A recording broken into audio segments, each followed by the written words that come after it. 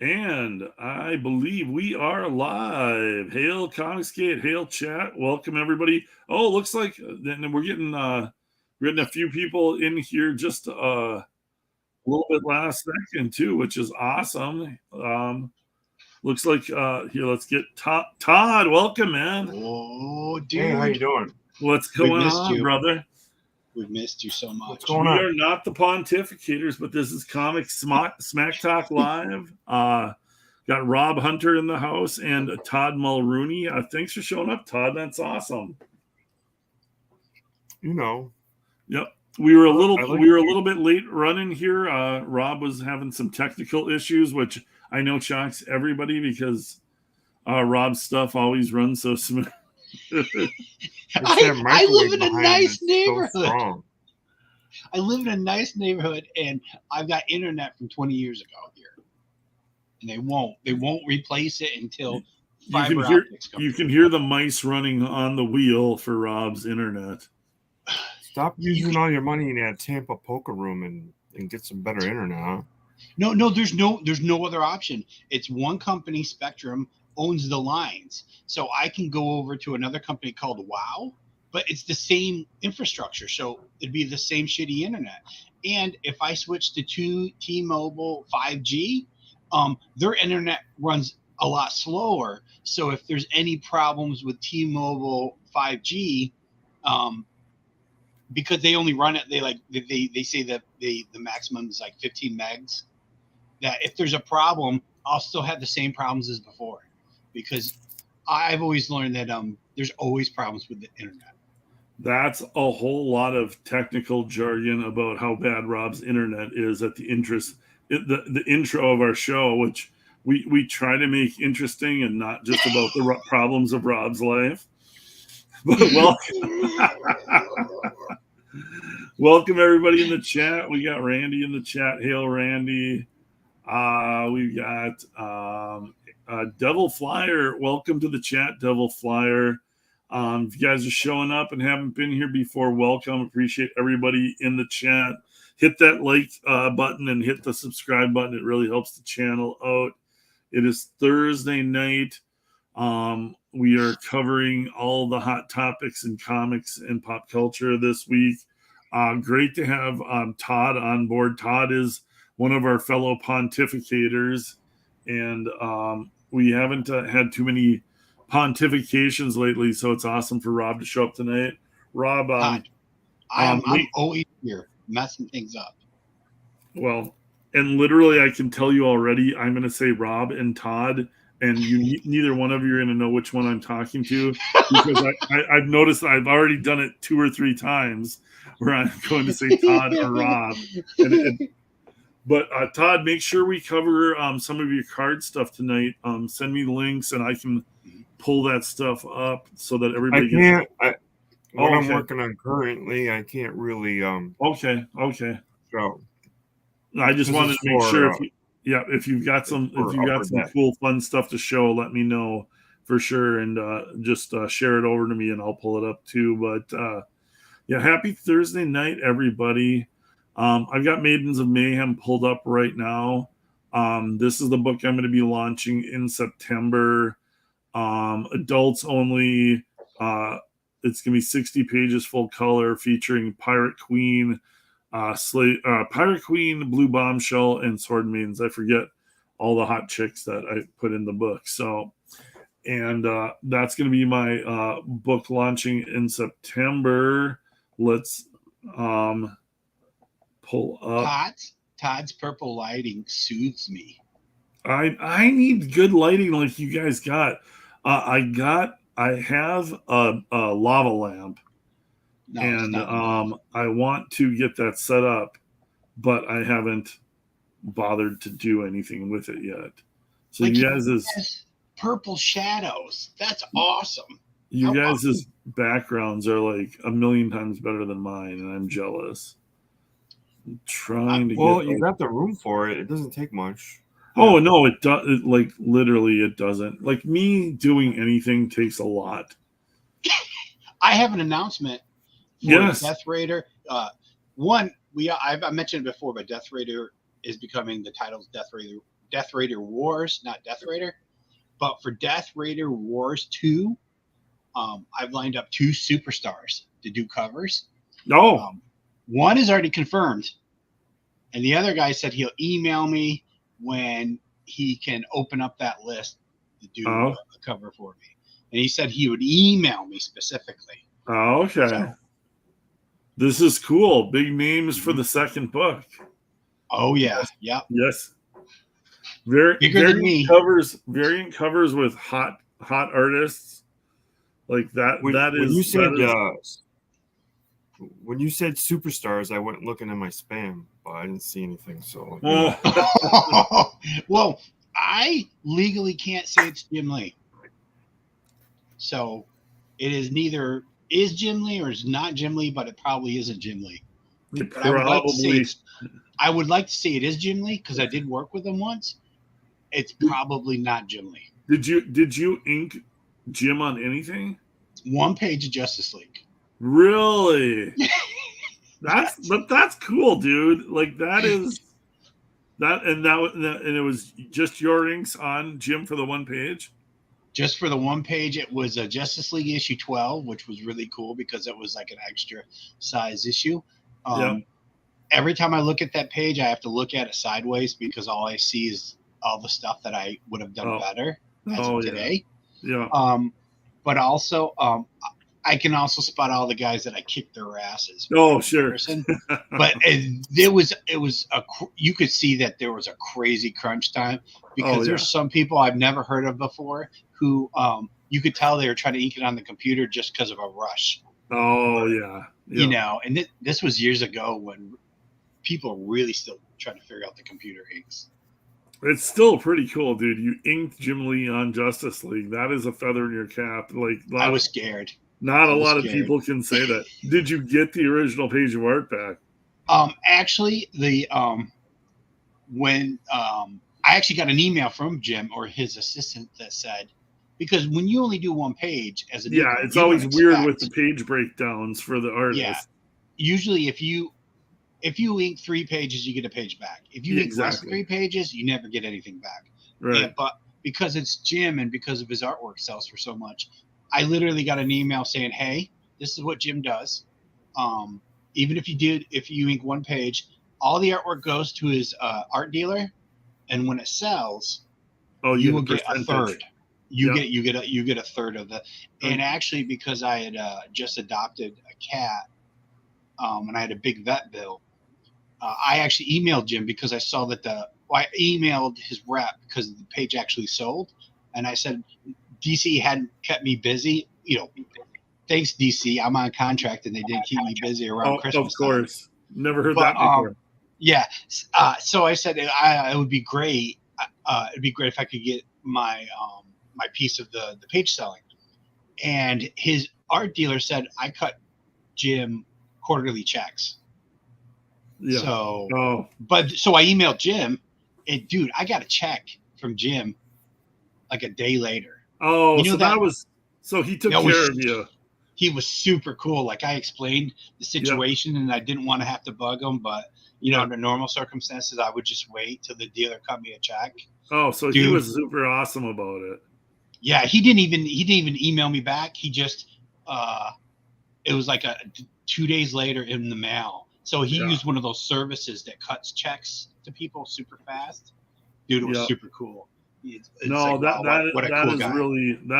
awesome, and you'll like to hear those stories. Well, it's like not Jim Lee isn't like dying for any of these checks, but like some of the freelance guys that are working are like dying for those checks. So it's awesome that he actually like read the email and like got it back out to you. SF Gaming in the house, man. What's going on, brother? Dude.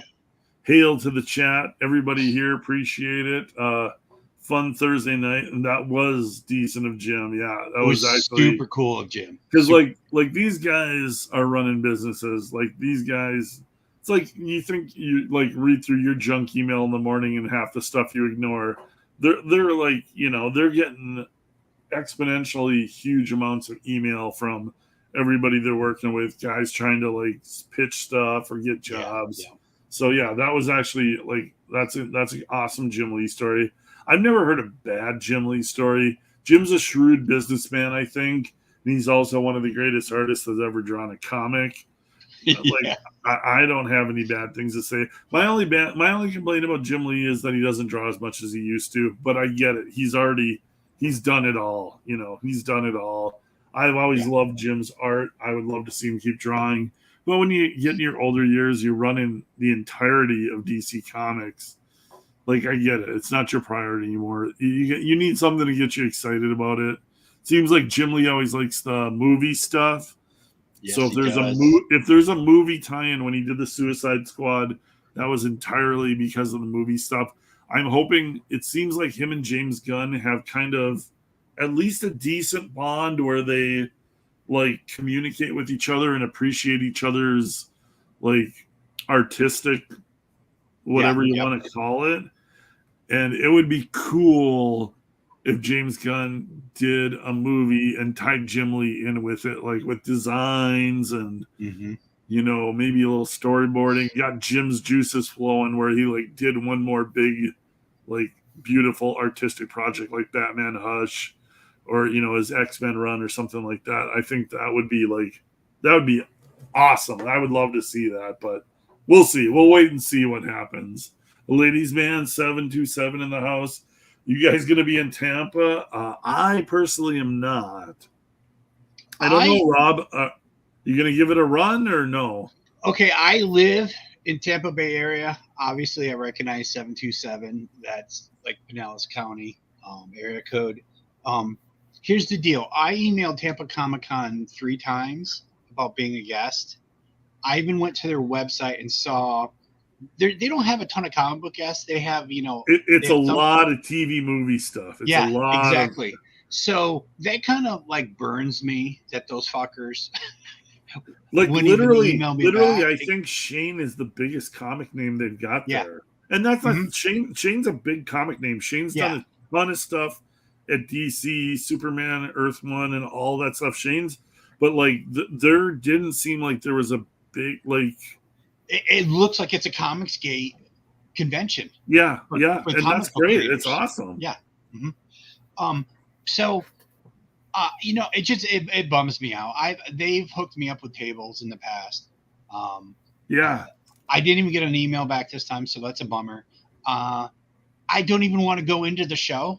I don't want to wait in line to buy a ticket just to go into the show.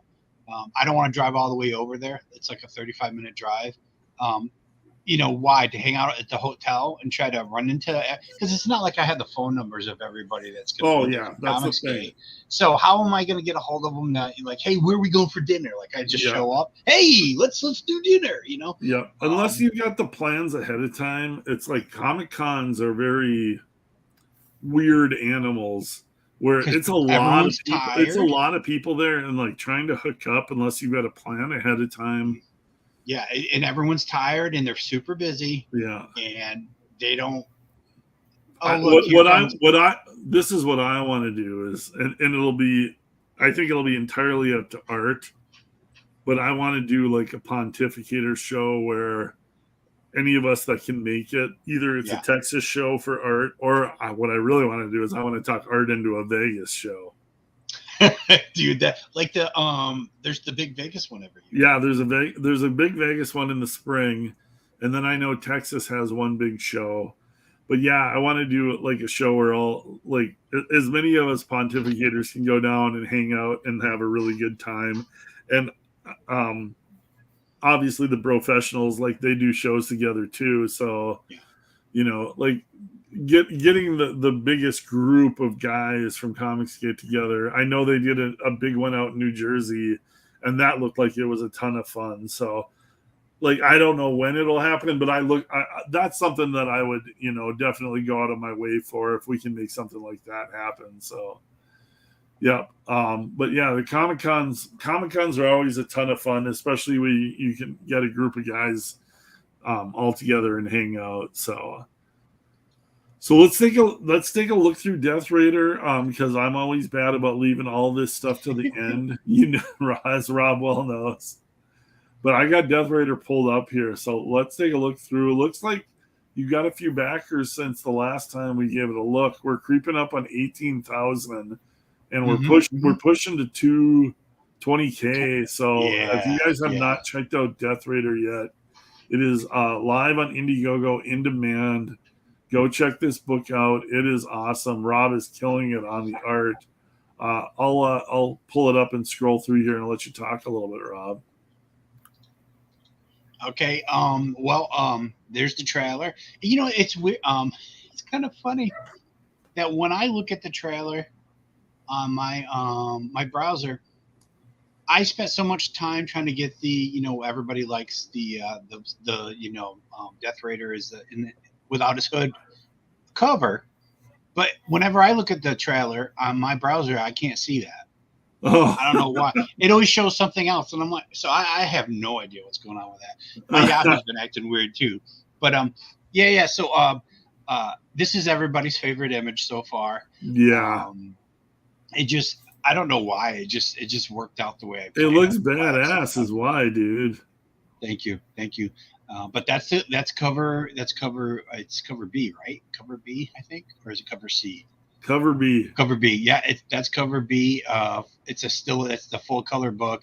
The midnight cover is actually all black because that's the black and white book that's offered for anybody who wants the printed black and white version of the book. And then there's even in the downloads, there's a stripped version, which is black and white and no lettering. Just because I heard that there's a bunch of people that are, they want to see just the artwork. They don't need the dialogue because especially if it's in the download package, the stripped version, you're going to be able to read the full color and get the story. And then they just want to look at the black and white artwork on their computer. Yeah. And a bunch of people asked for a cheesecake cover. So there's my version of a cheesecake cover with Anna. And she is the co-star of the book. Beautiful. She's the super spy. It's got a sneak Death Raider out of the military hospital because everybody sees him using his superpowers, and no one has any good intentions for him. Yeah. So she sneaks him out, and then it's a chase story because everybody's after Death Raider from that point on. So all these pages look gorgeous. You've been posting new stuff on Twitter. I've seen. Everything's looked insane. All these new pages, dude. Thank you. Yeah, like the last couple of pages they're directly connected to the soldier story. I wanted to show Death Raider when he was a MARSOC Marine, and it's his last mission with his team because he gets his legs blown off, and everybody there gets wasted. I mean, I even gave one of the characters a hipster mustache because I knew he was going to get killed. I'm like, I want to give a guy a hipster mustache just so he can die. Yeah. And that is page 2 of Death Raider, and it's him in all of his glory. I love that energy glow coming off the those whatever cyber blades they are. That looks so wicked. Plasma blades. Plasma blades. Yes, so I don't get sued. No, exactly. You always got to protect yourself. Just a slight difference is all it takes. No, I'm with you. And the big overarching story is Anna in her underwear. Oh yeah, that is the whole story. Death Raider is on the run, and he builds out the Death Raider armor to revenge his team, and he finds out that it's an alien infiltration that killed his team and who he has to fight. So that is the crux of the story, that he's just trying to survive, but at the same time, I mean, he was a MARSOC Marine, so his training kicks in, and he wants to fuck up the enemies. So no. That is, that's the crux of the book. I don't, I'm already uploading daily pages, or not daily pages, but every time I finish some new artwork, sure, I wait a couple days and upload. So everybody follow my Twitter gets a rough idea of like your Twitter's awesome because there's new pages all the time, and it's every page wows me bigger than the last. Oh dude, thank you I appreciate that. I'll hit the trailer here.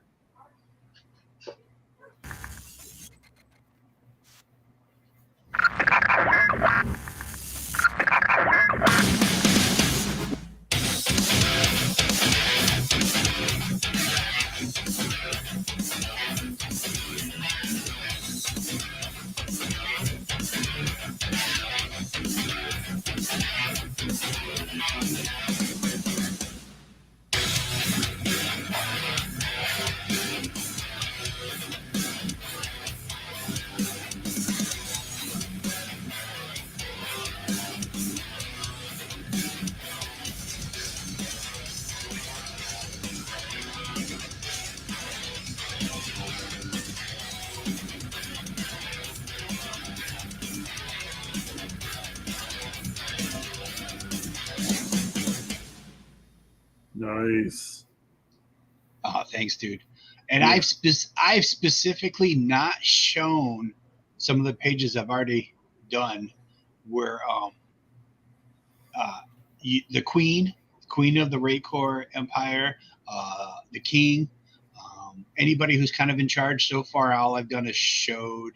You're keeping a lot of the story kind of behind It's the foot scenes. soldiers, like the robot foot soldiers. Even one of the laboratory pages that I've put out there when the Death Squad cyborg chick Sai, when she breaks out of the tube, it's just like a lab tech, you know. Yeah. Some of the main Raycor Empire characters I haven't shown, and I'm not going to show. I wanted something to be a surprise for the book. I know I need to be able to sell it and show people stuff, but I also, there's some things I don't need to show. You know, something's got to be a surprise. So. I will, like, this is what I will say on that. Mm-hmm. I give a lot of the artwork away, but I don't give the story points away, because like you can put a lot of artwork out there and still not give everything away with the story kind of thing. But like, I want all the splashy pages. I want all the wow pages, because like people are buying this off of those pages. And like you got them. You got tons of like wow pages. So like you can kind of hide some of the story back behind. Excuse me, sorry there. But yeah, that's no, I don't know why that happened. Clint, do you realize Clint, do you realize your camera's not on? I just did, and I tried to fix it, and I shot myself out of here. At the same time, I was choking a little bit. See, Todd, you see how much more professionally I run this than Art. It's a like well-oiled machine. We give Art crap, but like Art's doing a fine enough job. Yeah, but yeah, I like to throw all the big splashy pages out there, but not give the storyline away. And like that seems like, I mean, it seems like every one of your pages is one of the big, like, awesome splash pages. So, what those are kind of the key pages. And I told you how I've been building out the book and building out the pages where I have the key scenes, and I start working on the key scenes, and then I look and go, oh well, in my plot I planned for 6 pages of this part, but I want to do 8 pages. I want to do a little more story here, so that way I can give and take from different parts of the book. Oh yeah, so spread it around a little bit. How you? Yeah, especially with art. As you throw the artwork down, you're just like, oh, I envisioned this as 6 panels, but I just did 3 panels because I want to realize that a big image here would be making more of an impact. So, I get to change the pacing of it. Oh, thank you very much. Yep. No, people are stoked for this book, Rob, and I mean you can understand why. I've seen all the work you're putting into it. It looks awesome. So, like, it's the middle of summer right now. Barbie was a big hit, but I haven't seen it yet. And it's like, it's Barbie and Oppenheimer. I'm not a big history buff. Like the big Marvel event was this Secret Invasion, which landed like a dud. I don't think anybody gives a crap about this. We're gonna cover it a little bit just because it's the middle of summer. Like, everybody's out at their cabins, everybody's floating on the boats, drinking beers. It's like there's not a ton of comic book stuff to talk about right now. People tried to argue about Barbie, and then they're like, why are we arguing about Barbie? It's like, it's kind of like the dead season of sci-fi right now. There's not new superhero stuff coming out. It's just the middle of summer. People want to like go hang out outside and have picnics and barbecues with their family. So, and I'm right there with them. But we'll try and cover Secret Invasion a little bit, just so we got something to talk about. But this was a bomb. I gotta think for Marvel. Like, Have you been watching it, Clint? Because I downloaded the first 4 episodes. I have yet to watch it. I have fast forwarded Yeah. through the episodes so that I at least knew what the plot was and got caught up in the little previously, at the beginning of each episode. There was nothing to watch for. There's one fight at the end between the Super Skrulls, and one of them is the chick from Game of Thrones, and it goes exactly how you would think it goes. It looked super low budget. It looked like they had rubber arms on. The only thing that I think this whole miniseries does is it establishes Super Skrulls in the MCU. Wait, there's more than one. There's more They than can one. use a different version of Super Skrulls down the road. So there, at least in Marvel, the comic book, there was only one Super Skrull, Right. which made him special. They basically, how like they create these machines and it's like, oh, it's the only machine that can turn. Give Captain America his superpower or his super soldier serum, and then you've got all like Captain America or Winter Soldier and Falcon. It's like, oh, now we can like give all these people. That's what it established is like once somebody like figures out how to use this machine to give people superpowers or Skrulls in this case, then they'll reuse it down the road because they like left themselves a little wiggle room. Okay. Well, it was he had their DNA. Yeah, they did have the DNA. That was the big thing is they had the DNA from all these superpowered people. Oh, okay. And since they can replicate stuff anyways. Yeah. Okay. So the Captain America Super Soldier Serum at least makes sense because that's something that someone did in the 40s. Yeah. So you would expect in 2023. Especially and in, it's affected. They would figure it. DNA. The one some question of it. I have is the Captain Marvel thing. Now, granted, I suppose she got exposed to that. It was basically, wasn't it an Infinity Stone that was powering that ship that exploded? That the energy. Yeah, hit none Carol of that Danvers. makes sense. Same with Scarlet Witch. Like, wait a minute. Yeah, the Scarlet Witch is even worse. It's like, how are you getting Scarlet Witch powers if it's magic?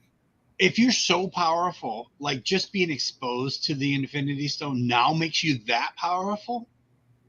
Like, I mean, that's really what Captain Marvel is strong. It's almost like once you get exposed to the Infinity Stones like that, you are connected to the Infinity Stones. Like that kind of makes sense. Like that does, Captain Marvel doesn't even need to be connected to the Infinity Stones to be using the power. Like, and the thing is this is like the old copy of a copy of a copy thing, and it's Skrulls.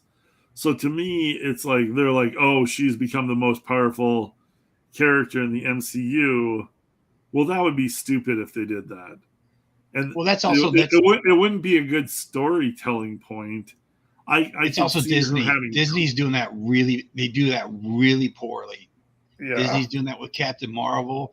Disney did that with Shang-Chi. Like, oh, well, Shang-Chi's this new character, so we can't just put him out there and say, hey, this is Shang-Chi and this is what he does. They had to, like, at the end of Shang-Chi go, oh, these 10 rings, they're more powerful than the Infinity Stones. What? Yeah. You don't have to do that. Because you introduce a new character. Yep. Go ahead, Todd. One of the things I hope doesn't come out of this, and I know he wanted to go there, but I think he's probably, I'm hoping he doesn't. I'm hoping he's thinking, maybe that's not a good idea. There's a lot of backlash when you do something like this. But he's always wanted to do A-Force, and A-Force will not go well. Oh, yeah. The end of his career Kevin Feige. It would end them. Well, A-Force, Nope, what's that? Nope. It's all female Avengers. All female Avengers. And they did. Is that why they did that one Endgame scene? Yeah. Okay. Yeah. They hinted at it. And this is what Marvel has been doing, is like you turn every female character into the most powerful character, and you kill off all of the old white guys, because God, who wants Captain America and Tony Stark around? Steve Rogers. I tell you what, they gotta be just a guess. They gotta be thinking what would be a good Tony Stark movie, because that's the only thing that really can right the ship. Yeah. Even if it's just one movie and you go, okay, that's a good movie, maybe they're back on track. That's all a fallacy, but it is the only way they can kind of do it, is to back up a boatload of money and get him to do another movie. And of course it'll be a multiverse version of him or whatever. And that's okay, as long as the story's good.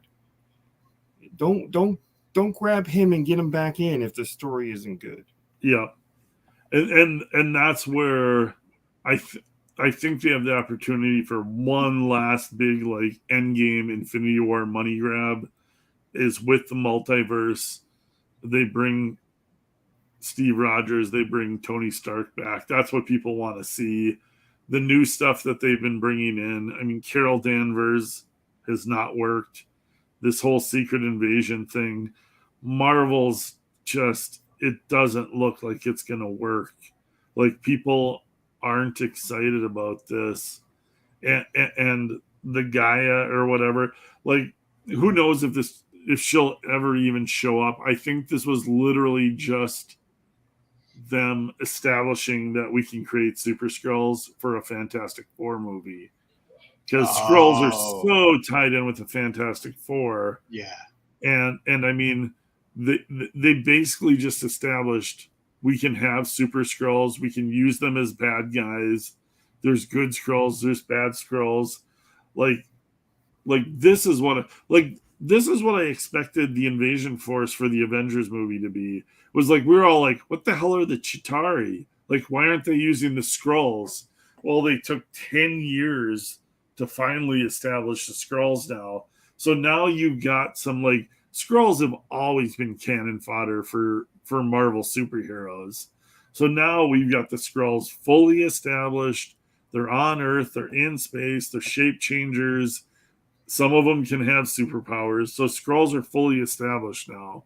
And it's like, it's this weird timeline that they did where they took their sweet ass time about establishing some of this stuff, where they already burnt through like the major contracts of their big stars. So they like, the stars couldn't even like fight some of these like major Marvel villains because they're on like they're on like 3 or 6 movie contracts. And like, it took them so long to establish like villains like Captain America got to fight Batroc, and it was cool because like going and getting, I mean, that was genius casting, is going and getting George St. Pierre. I mean, like, he's the only one. He's the only one who could have like made Batroc cool, and he did. Yeah. So it's also, Marvel already had the game plan already set up in the Marvel universe for the comic books, and they couldn't even follow that. They had to turn the Skrulls into, we lost our plan, and they had to turn it into an immigration storyline. Oh, there's got to be political undertones for everybody's backstory. Like, you already had a setup. The Kree are here. The Skrulls are here. They've been fighting for thousands of years. And guess what? Earth is a teleportation waypoint or something. Yeah, like whatever. It's like in between both galaxies, both empires. So they're always going to fight over that Earth in the area because of where Earth is located. And there you go, man. But instead, they did a cruddy version of the Kree when we saw them in like Agent of S.H.I.E.L.D., the TV show. We saw some of the Kree crap in Humans, which was a super low budget bomb of a TV show. And the Skrulls are, we have no home. You just neutered 2 of the major galactic characters, or it's like, what are you guys doing? You're neutering so much of the universe. They are not afraid to just like burn through ideas. Yeah. Mm-hmm. For like no benefit to them. And it's like, if I'll give them credit, it's like they've finally gotten to the Skrulls now, and it's like they can hopefully use them for down the road in some of these movies now. I mean, Fantastic Four is still a ways off. So, I mean, Skrulls have always been bad guys in the Fantastic Four. That's probably like the main thing. Avengers probably next or whatever. So, like, I hope now that they'll kind of use like these classic Marvel villains the right way. But the age of the actors is the other thing. Like, there's going to be a point, and like, there's going to be a point with the multiverse where it's like, hey, guess what? Robert Downey Jr. is like 57 or 58, and he looks older than that because he's lived a rough life. We need a younger Tony Stark. Like Chris Evans could probably still be playing Captain America if they signed him to another contract, but Chris Evans is going to want money through the roof.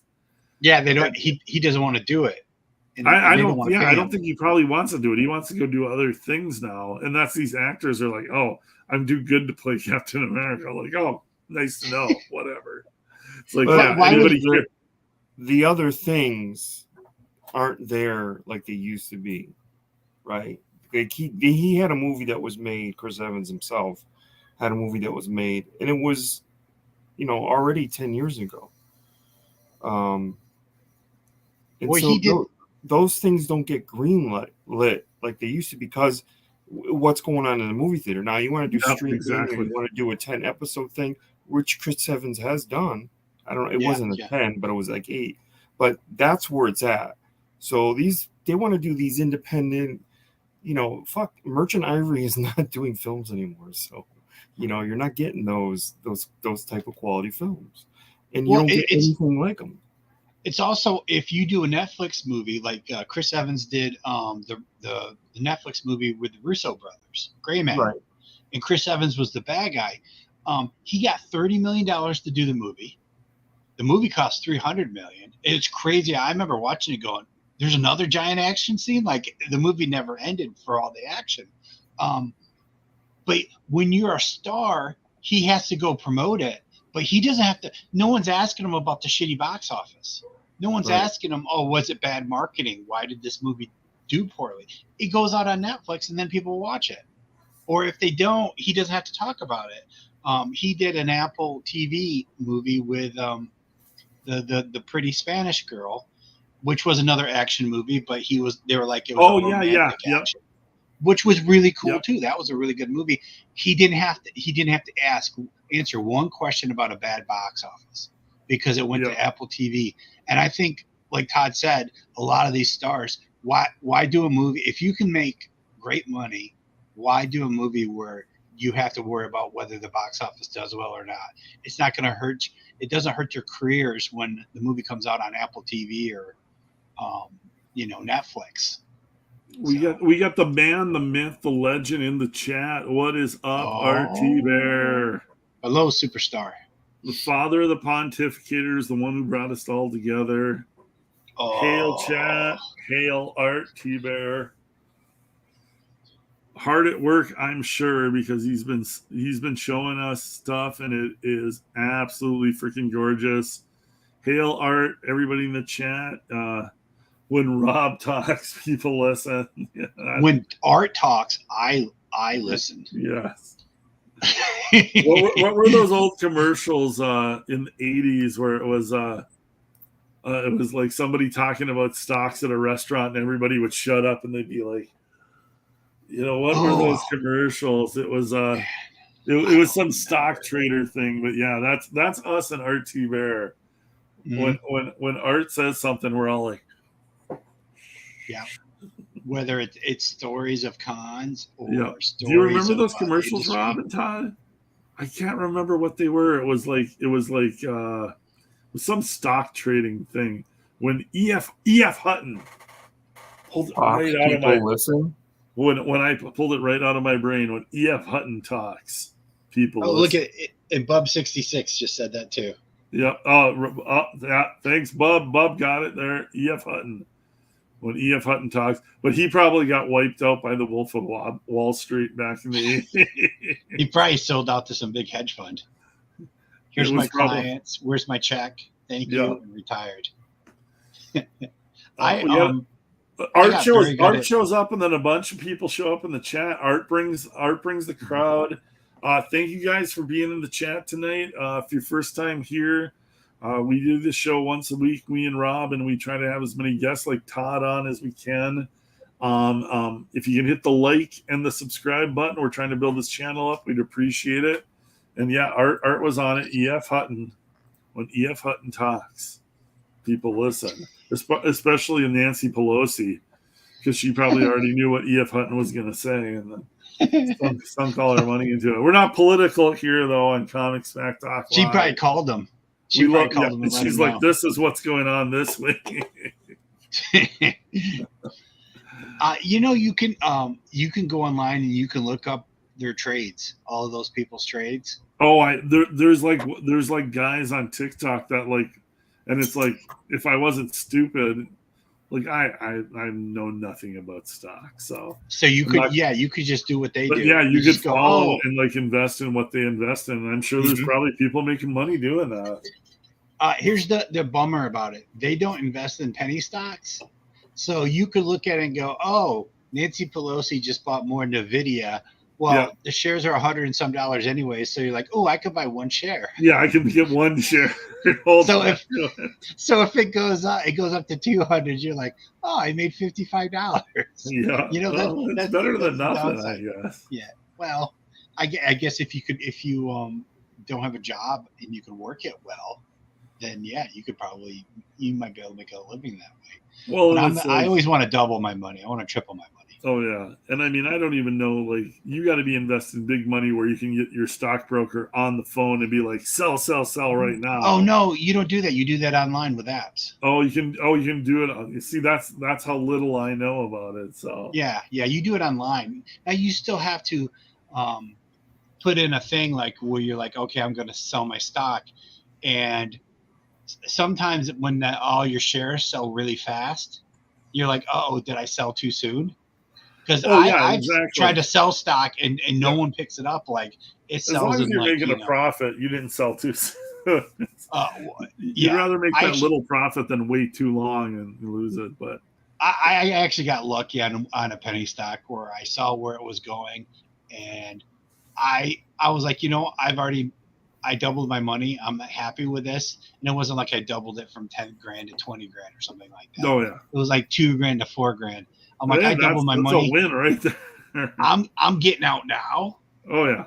And even though I knew there was another like 10 cents a share in profit to be made, if you held out till where it was everybody knew it was going to be bought by a company because there was an offer.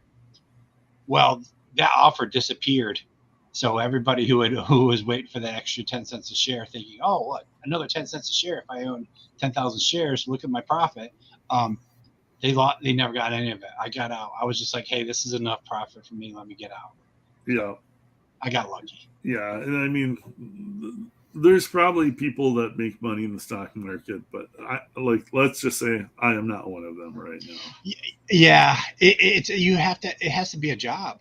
Yeah. Oh yeah. Yeah. You got to be like, yeah, it's like anything. You have to study it to be good at it, and to just go in thinking you're going to throw some money in and you're going to like just hit. It's like, just go bet on blackjack or whatever, it's, buy a lotto ticket. Yeah. Exactly. If you want to play it that way, just buy lotto. So we were talking about, wait. Yeah. See, this is classic. Yep. Gold, baby. That's I want to add a couple things about this secret invasion. One is that the whole MacGuffin, the machine thing. Oh yeah. Whereas that the main villain there already had some, like he had Drax and he had the Extremis. Yep. So there were things he already had, and then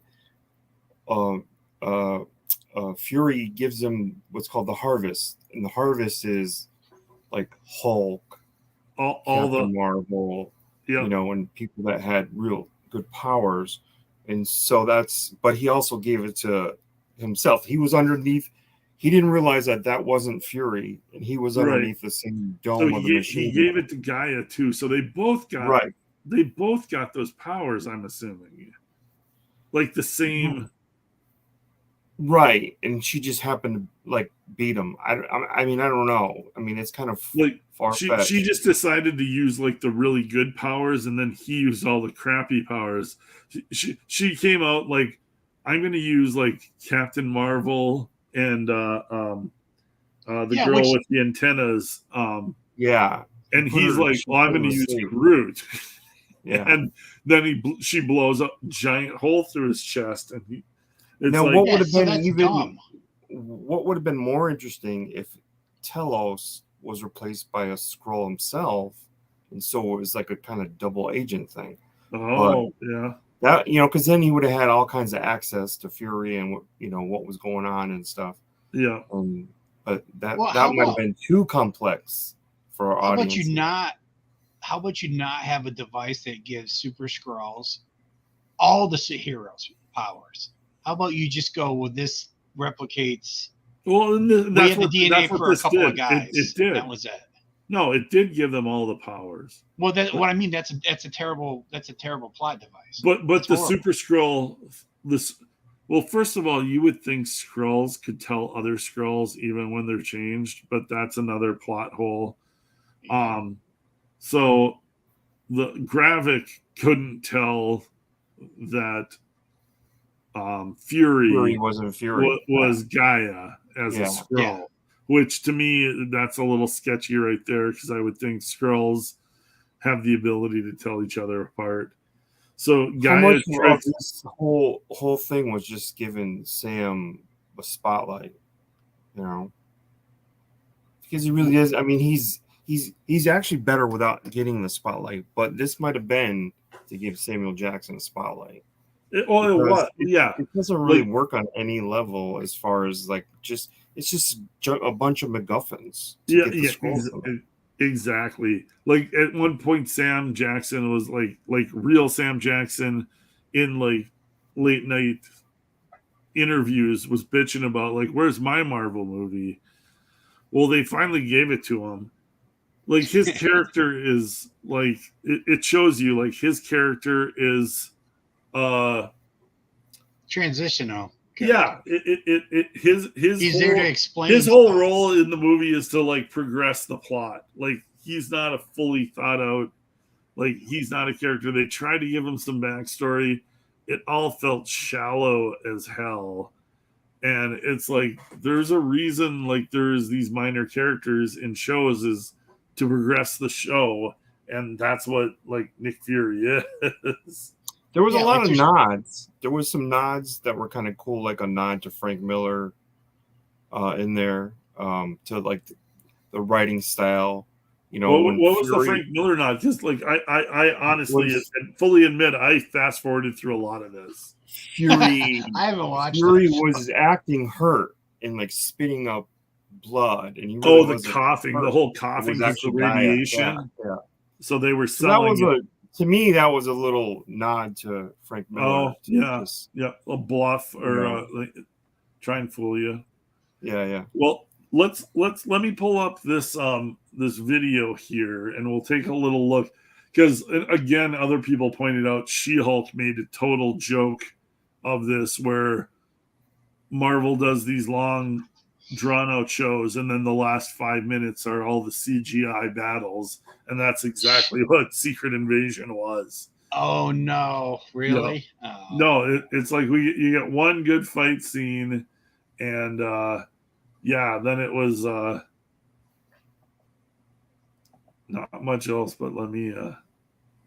I'm not sure why I don't have volume here. For some reason, I don't have volume, which isn't as great. Oh, there we go. Still not hearing volume though, but Oh, we can just Nobody, focus on the imagery. nobody Somebody's in the likes video is Captain not Marvel, and Can you, you oh, you I'm not just sure don't anybody take can it. hear me. I can hear you. I can hear you, Clint. Can you hear me? That's okay. That was on my side. We're going to do it one more time with volume. Like you just took away Captain Marvel her powers being special because you just gave Yeah, you can exactly. replicate it. You Like can replicate it in a all of the scroll. characters. Yeah, that's stupid. Now, That's an like idiot who's never read a comic book. Yep. Now the Skrull looked like visually he looks cool to me. Yeah. Like this is where they spent all their money on this. And like in the main movies, you get more of this.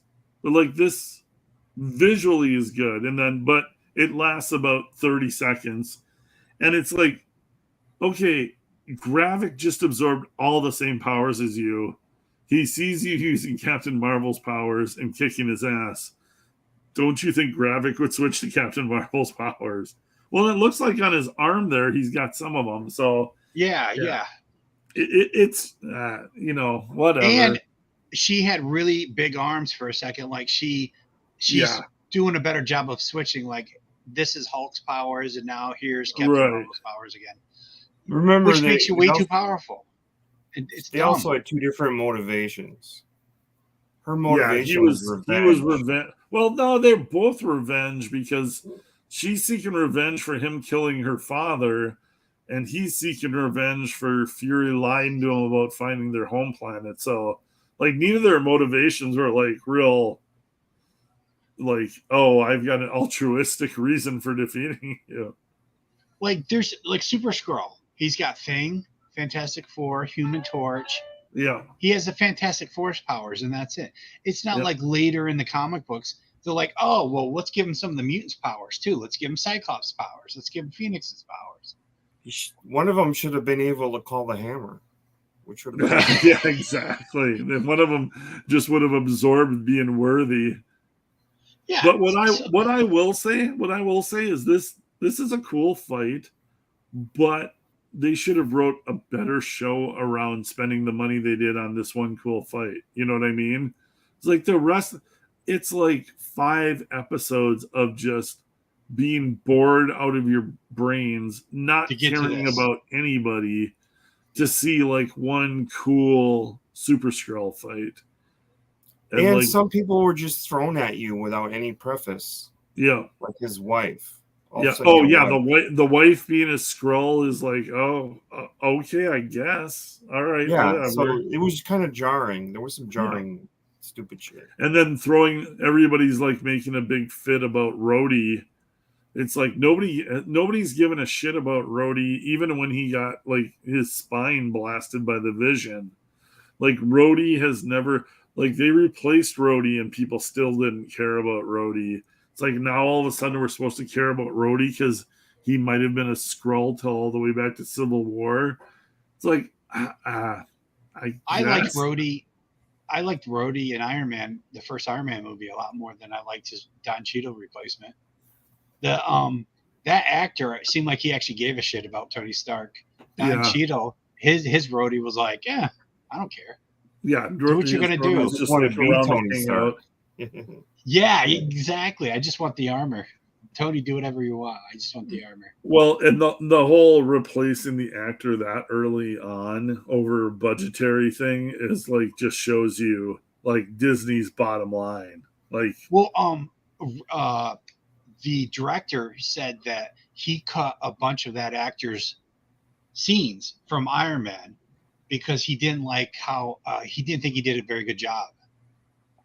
That's why Terrence Howard. Yeah. The Jon Favreau said Terrence Howard didn't do a good job in Iron Man. Like, he didn't take it serious, and he chopped all the scenes that were poor, and what remained was the best of it. So, I mean, if that's the case, then you're just like, well, damn, because the scenes that you left in it are awesome. He actually seems like he is friends with Tony Stark. Right. Yeah. He likes Tony. Yeah. So, I mean, I think Secret Invasion was a dud overall. Nobody's really cared about it. Oh yeah. I think we can I see. still love this stuff. I can eat the superhero stuff up. Like watching two Skrulls fight and using other superheroes' powers. Mhm. That's still gonna hit the fanboy in me. I think the biggest takeaway from this is they've established Skrulls even more so in the universe, Mhm. and they established that Super Skrulls exist, and there's gonna be more Super Skrulls to some extent. I think they're not gonna be like there might be one or two, but there's obviously I would think they've established it for Fantastic Four. I think this looked really cool. This fight, it wasn't perfect, but the show, like the Disney Plus, and we were going to get into somebody else. I think it was Pedro on the Pontificator's message board. Is like, has the death of streaming already started? Because like I think Disney Plus, like Iger's already talked about the Marvel TV shows that they want to get out of the TV aspect of things, and I think that is directly related to their streaming content. I don't think they're seeing the profits or rewards from their streaming that they've established for the money they've sunk into it, and these Disney Plus TV shows are not making their money back. So, like, I think this is probably just another nail in the coffin of Disney Plus here, because if you look at anything people are talking about Secret Invasion, they're not getting the reward for the money that they dumped into this, even if it was just for this one fight scene. It's just Okay. I would say that streaming's not dying. Streaming's not going to go anywhere. But I do think that the corporations thought that everyone would flock to streaming no yeah, matter what the quality was. And right. they realized, especially because, like, literally every time I turn around, the streaming channels want to charge more. So I unsubscribe, I cancel my membership, and then I just wait Oh yeah, until and I it's get an super easy offer. to dump a streaming channel. Yeah, exactly. But yeah, it comes down to the same thing. If they had a Disney Plus channel on the cable, they would only get 50 cents a household. If they wanted Disney streaming, I mean, they're trying to now what's it up to, $7, $8? So they're trying Yeah, to get $8 from us when they know that they would only get 50 cents for every household from cable. from So cable, they sure. just they need to be less greedy, and they need to change the business model. I also read a thing where they said that not only it's not just about because the quality sucks. So the underlying thing is that Disney, they thought they were so good at making Marvel movies they didn't need to steal from the comic books, and they didn't need to hire people who actually knew what the comic books were. So that was a big mistake. Yeah, They shit on the comic books, and you can see that they can't write Marvel without the comic books or people right. who at least know the comic books. And two is that the budgets, because they didn't want to have to deal with the budgets, literally they would just say, hey, we need a Hawkeye movie, or we need a Hawkeye TV show, here's $23 million. Like Yeah, they would just, that was just the budget, instead of going, well, what's the budget need to be for yeah. this What movie? what what would this cost? It's like here's and, just a and it's and it's Hollywood. So yeah. Hollywood, if you give them $23 million to They're make gonna an spend episode, every penny of that $23 million, whether they needed it or not. Yeah, oh yeah, and they'll just, if they come in under budget, they'll just spend it on lunches and getting their nails done and crap like that. Like oh they know yeah, how to piss money. They are famous, and their specialty is pissing away money on nothing. one They can 100%. Yeah, they can just spend it on pre-production with their buddy. They'll pay their buddy $1,000 an hour to do designs that nobody ever sees. I yeah. want to be that buddy. Streaming, I want to get paid $1,000 an hour to do designs that no one ever sees. They're like, hey, what happened to Rob Hunter? He's doing designs for $1,000 an hour. No one will ever see the artwork. They're like, oh, well, good for him. Obviously, streaming is it does have one problem, right? It's such a thin demographic. It's not the full demographic. For instance, your idea is, well, my dad isn't going to bother with trying to figure out this, that, and the other thing. So they're not making like Matlock and Golden Girls and things like that for that audience. But eventually, when we get there, they're going to have to make some of that family type programming and some things that sort of appeal to us in a different way. You know what I mean? So well, what they're doing is they're offering all that other stuff on streaming, like you said, like Paramount Plus streaming.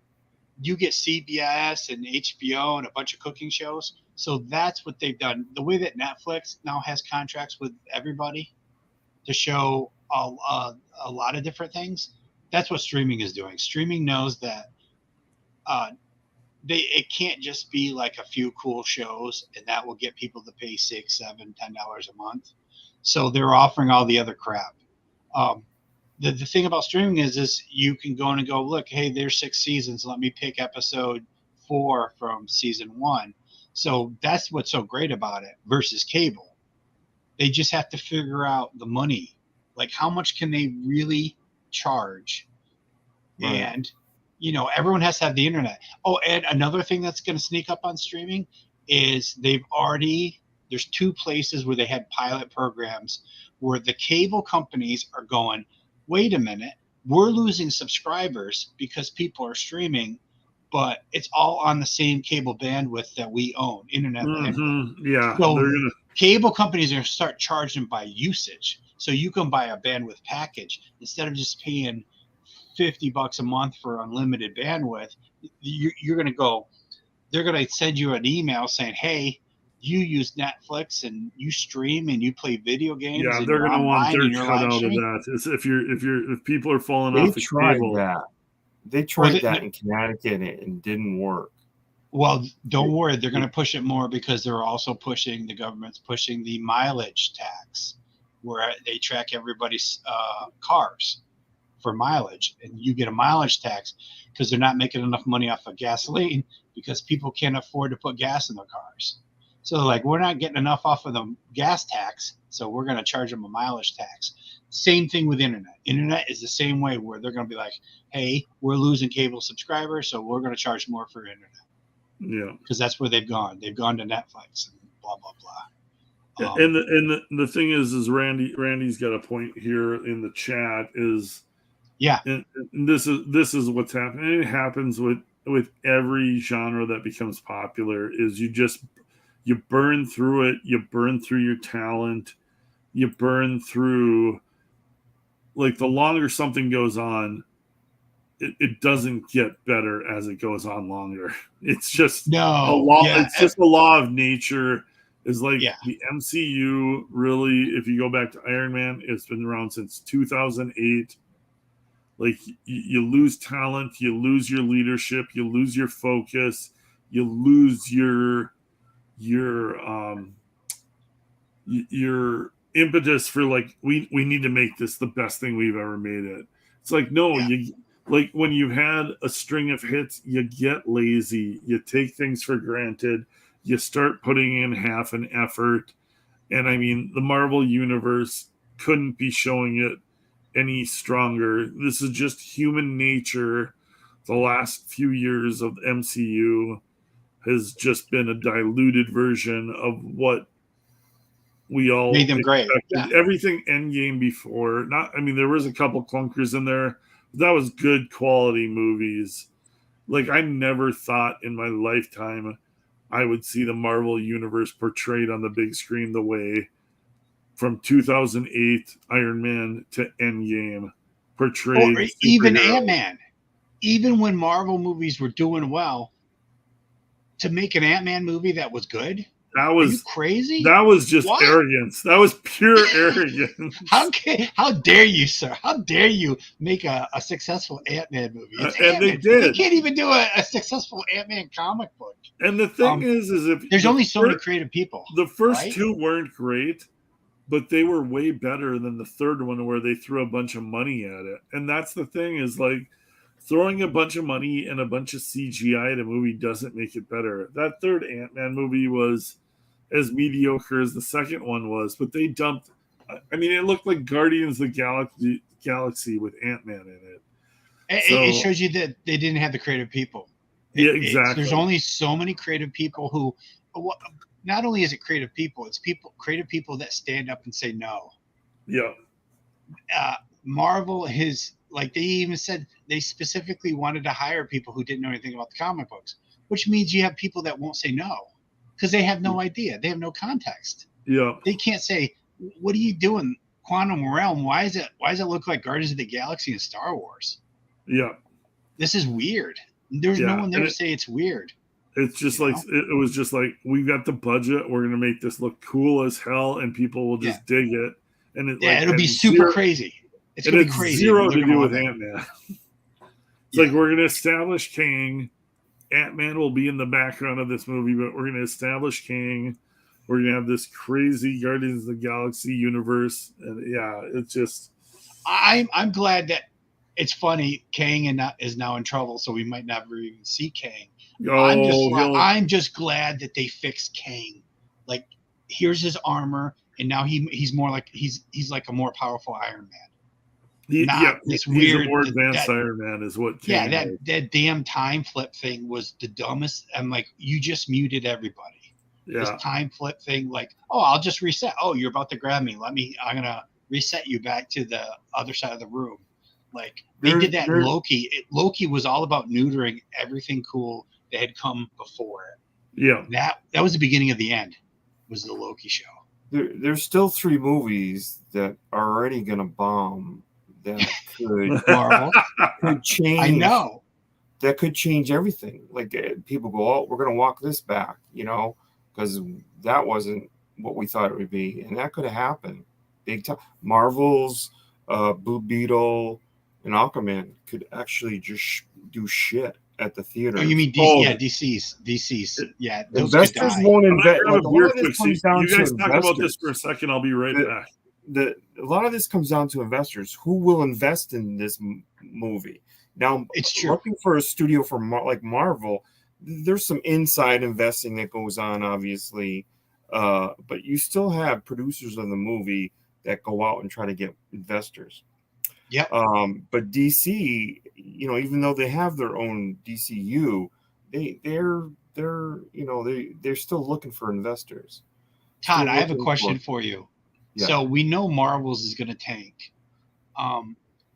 We know that the Kang guy is in trouble with the law. Like, we might not see Kang again. Like, Disney might fire his ass.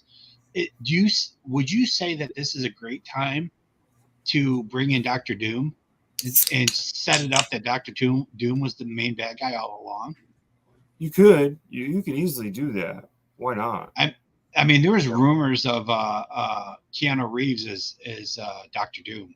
Yeah. So I mean, literally, you could have a scene where that Kang actor starts talking, and Dr. Doom comes up behind him and kills him through the chest. Yeah, blasts him, and that's it. And then all of a sudden, that's the beginning of the Fantastic Four movie. The little bit of hope that the MCU's future has, I think, right now, it is Deadpool. Well, Deadpool for sure. Yeah, Deadpool. They're praying that Deadpool, and I think Ryan Reynolds will pull it off because he doesn't do anything that isn't totally awesome.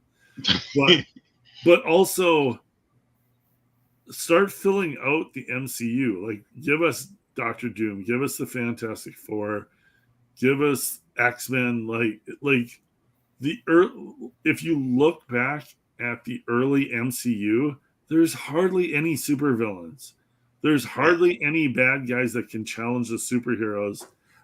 It's like Thanos was hinted at the whole time, and then Thanos was awesome. But like, realistically, what were the challenges for any of like Captain America, Iron Man, Thor? Like, Thor had a couple of guys that were like, I mean, the Destroyer armor was cool, but he's gonna be there. Why would you pick a guy Ultron was the main guy? Why would you pick a guy to be Mr. Fantastic that the world wanted? Everybody wanted. Yeah. And then you didn't whisper in his ear, look, we want you to do this, but this is going to be more than one movie. This is going to be quite a bit of movies. Are you ready? And if he says, I only want to do this, and that's it, you go, well, then we shouldn't do this. Yeah, exactly. I think that was them being clever. I think it was the whole Tobey Maguire, Andrew Garfield thing. Is like, we're gonna Like everybody wants the guy from The Office to be Mr. Fantastic. Oh, we're gonna be clever in the room. We're gonna put him in there, but he's not gonna be the actual Mr. Fantastic, and we're gonna establish the multiverse so we can have different actors because they're gonna go cheap now. Is the other thing, and that's what DC is doing too. Is like with inflation, with everything that's been happening, with lower returns on these superhero movies, you're going to want young actors that you get under a multi-movie contract that are making peanuts. You're not going to want Tony Stark. Like, they're never going to pay. They're never going to pay. Wait a minute. Will they pay? Will they pay to get Tony Stark and Chris Evans back, only to introduce the X-Men in like another phase? No, they're not going to. like maybe that's why they've been holding out on X-Men. I do think they want us to forget about the last X-Men movie, which was so bad. I do think Robert Downey is going to do another movie. Clint, did you hear about that? Cameo, and it won't be for Batman. They paid him $50 million. No, but there's that Disney insider story that said that Kevin Feige will push the political crap as long as he can, and his ace in the hole is bringing back Chris Evans and Robert Downey Jr. to save the Marvel franchise. And that would be an ace in the hole, but do you know how much money he'd have to pay to get them back? Yeah. Well, no, not necessarily, because you don't use them as much. It has to go with theater returns. So if you can't get guaranteed what the last movie is, like it's going to cost this much. We can pay you this much, but because we can't guarantee we're going to get this return, we can't give you the 50. We got to bring it back down to 30. Yeah. And that's or they just give him 10 and he doesn't shoot for very long. Or you plant drugs on him and he'll do it real cheap. Same with Chris Evans. We'll pay you 10 and you're only going to be in a few scenes. You're going to shoot for 2 weeks. Yeah. But we're going to make sure that those scenes that you shoot in will be part of the trailer to try to sell the movie. 24 hours of or they give them a big, you guys heard about the Bruce Willis thing, right? When he was still acting, $1 million a day. So all those low budget independent movies, he would show up and do like 12 different scenes. He would shoot all the scenes for a movie in 2 days. They'd pay him $2 million and he'd be out. Yeah. And it'd be, closed set. None of the other actors are there. They would get stand-ins for him to talk against. And it was worth it for all those low budgets because, I mean, they're just going direct to video. They can slap Bruce Willis's face on the front of the video and they're making they're making their money back. So Bruce Willis did it. Robert Redford does it. Robert De Niro does it. It's easy money. Someone else does it too. Someone else who does a lot of those low budget movies. Once the careers are kind of towards the tail end, it's easy money for those actors. So let me run this scenario by both you and Todd, Rob. And this is where I've always I said both names correctly this time. Rob and Todd. But I thought this is always where the MCU was heading. And I figured at some point they were going to do the multiverse. And then with Spider-Man, once they did Spider-Man, I'm like, this is where it's going eventually. We've had multiple Superman. We've had multiple Batman. DCU has been running since, the 60s, if you want to count the Batman show, 70s with the first Superman movie. The MCU has not been around as long. But we've already had different actors play the Hulk. We've already had different actors play certain characters. We've already established the the multiverse with Spider-Man and with Doctor Strange. At some point, the MCU is going to go through a full reboot with young characters because they're not going to not ever want to make Iron Man movies again. They're going to want to make Captain America movies again. They'll keep Hemsworth, I guess, for as long as they can. But there's going to be a new Tony Stark. There's going to be a new Captain America. There'll be younger actors that they have to pay way less. And you're going to get a new Captain America trilogy You're going to get a new Iron Man trilogy. They've already established the multiverse, so they can just do it. They can bring these new actors in, and they can say this is Earth whatever 615 or 617 or whatever.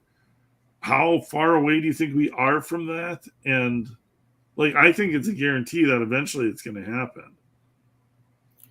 Okay, I'm going to blow your mind a little bit. Okay.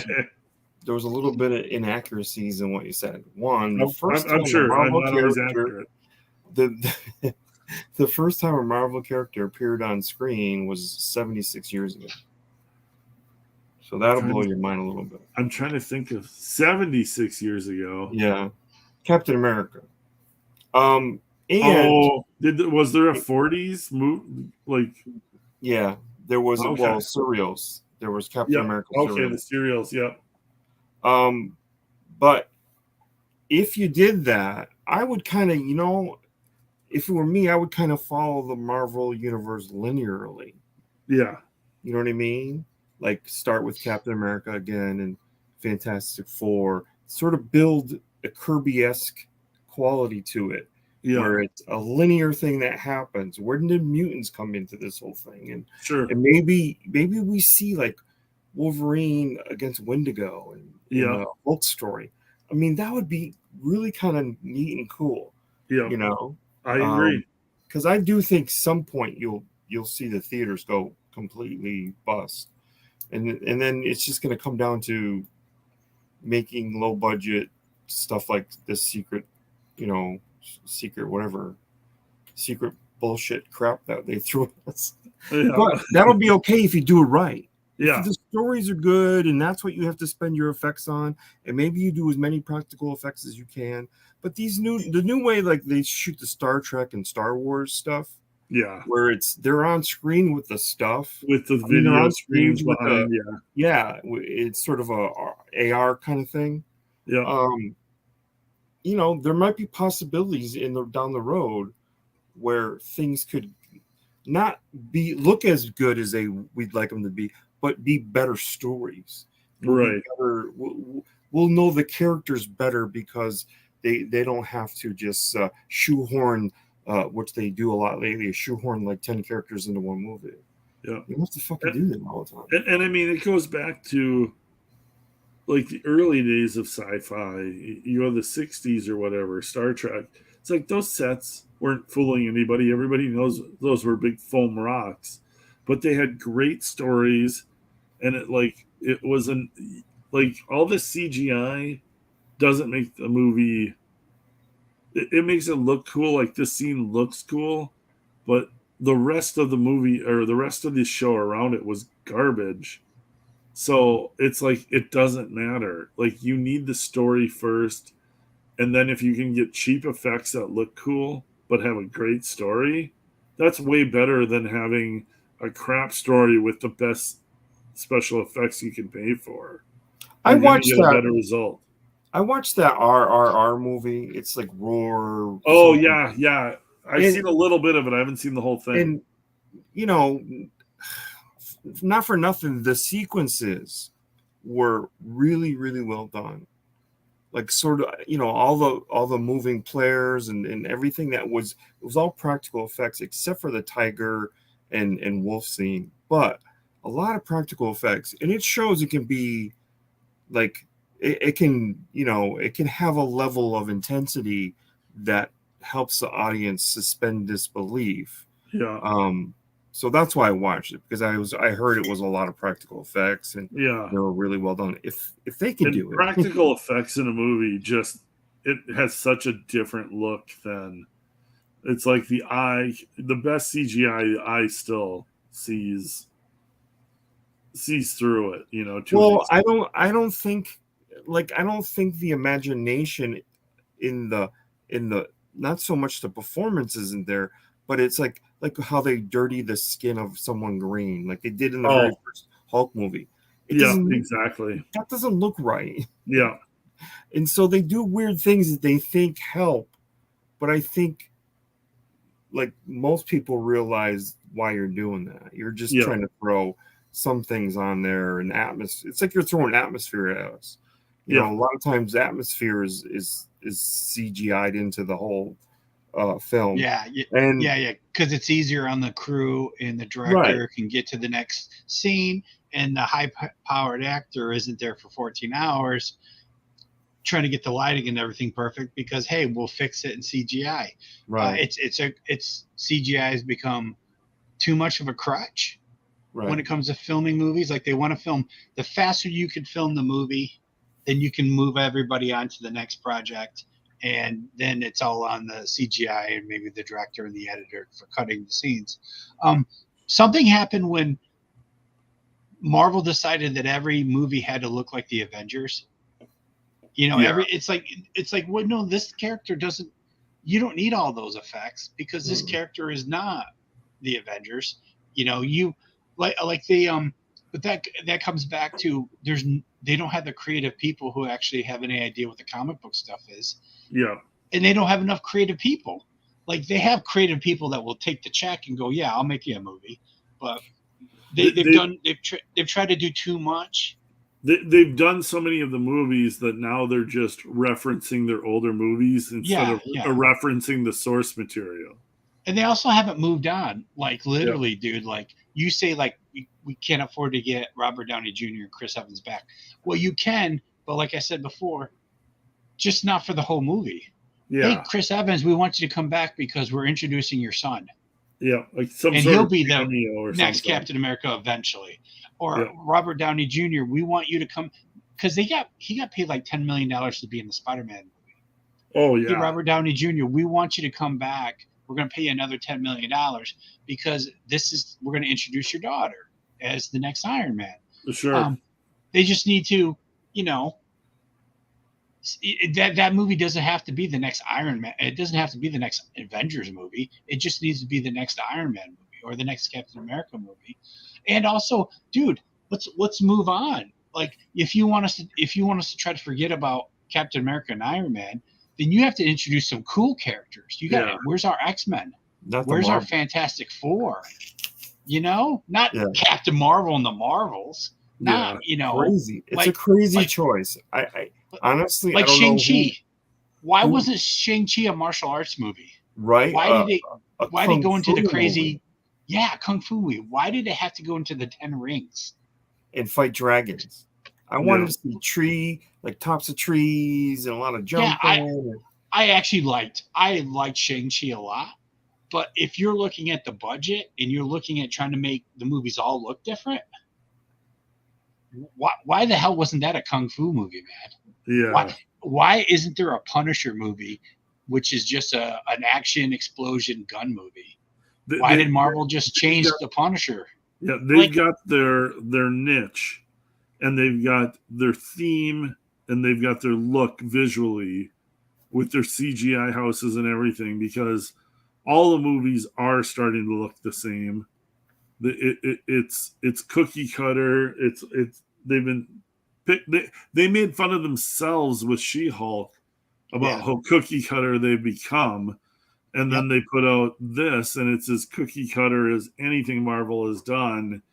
And I think people are just bored with it. It's like, people don't like cookie cutter. Like, the stuff that was early on in Marvel, it was original. It was fun. It took from the comics. It put its own spin on it to some extent, but it was all well thought out, well written. It wasn't just formulaic crap that they turned out. Like She-Hulk, dude. Like, okay, you want to make fun of stuff in She-Hulk?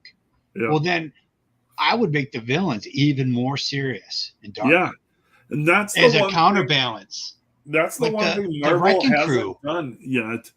Is Wrecking Crew should have been knocking down buildings trying to kill She-Hulk. Like, they're doing Kang now, but it's like they've got the one villain. It's like the Marvel universe is full of powerful villains. Exactly. And I've never understood why they've watered down the villains. Yeah. They've made the heroes super powerful, and then they'll create one badass villain that they build up to for multiple movies. Like, now it's Kang. But it's like, why can't there be a powerful, like, villain that pushes, like, gives a little bit more extreme fight to the hero of the movie in every movie. It's like a lot of the movies just seem like filler villains, you know. And well, it's because they don't know. They don't know what Yeah. a comic book does. yeah, They don't know what a comic book does well. They just go, well, look it. Thanos was the main guy in the last round of movies. Now Kang is going to be the main guy in this. it's a little bit of what's got me interested with James Gunn, because James Gunn studies this stuff, and with DC, with the Superman movie, it sounds like Superman is already established character and coming into a full DC universe of superheroes already established. We'll see. It I know, but that's got me a little Aquaman excited does. because Marvel has not done that. We're like, how far are we into the MCU? Yeah, how many decades? Yeah, and there's heroes, but they barely ever run into each other, and there's no supervillains, and it's like, what are these people doing? It's like it always seems like when they run into each other in a movie, it's been like 5 years since they've seen each other. And it's like, what the hell are these people doing? Like, what has Cap been doing? Just like punching like boxing bags and, you know, doing laps around the Washington Monument and shit. It's like these people have no lives. Mm-hmm. Like I'm excited. I'm hoping the Superman movie with the additions of the Green Lantern, Hawk Girl, Mr. Terrific, Metamorpho. It's a fully established DCU where there are multiple superheroes, multiple supervillains. Like, things are happening all the time in the DCU. We have not seen that really. Like, Marvel has not really done that yet. Like, when a superhero event happens, it's like one out of every 5 or 6 years. It might be James Gunn saying this stuff is already set up. The audience has already been educated on superheroes and superpowers. So nobody wants to see another Superman origin. Yeah, so let's just set it up. Let's just start go. Running. Let's run with it.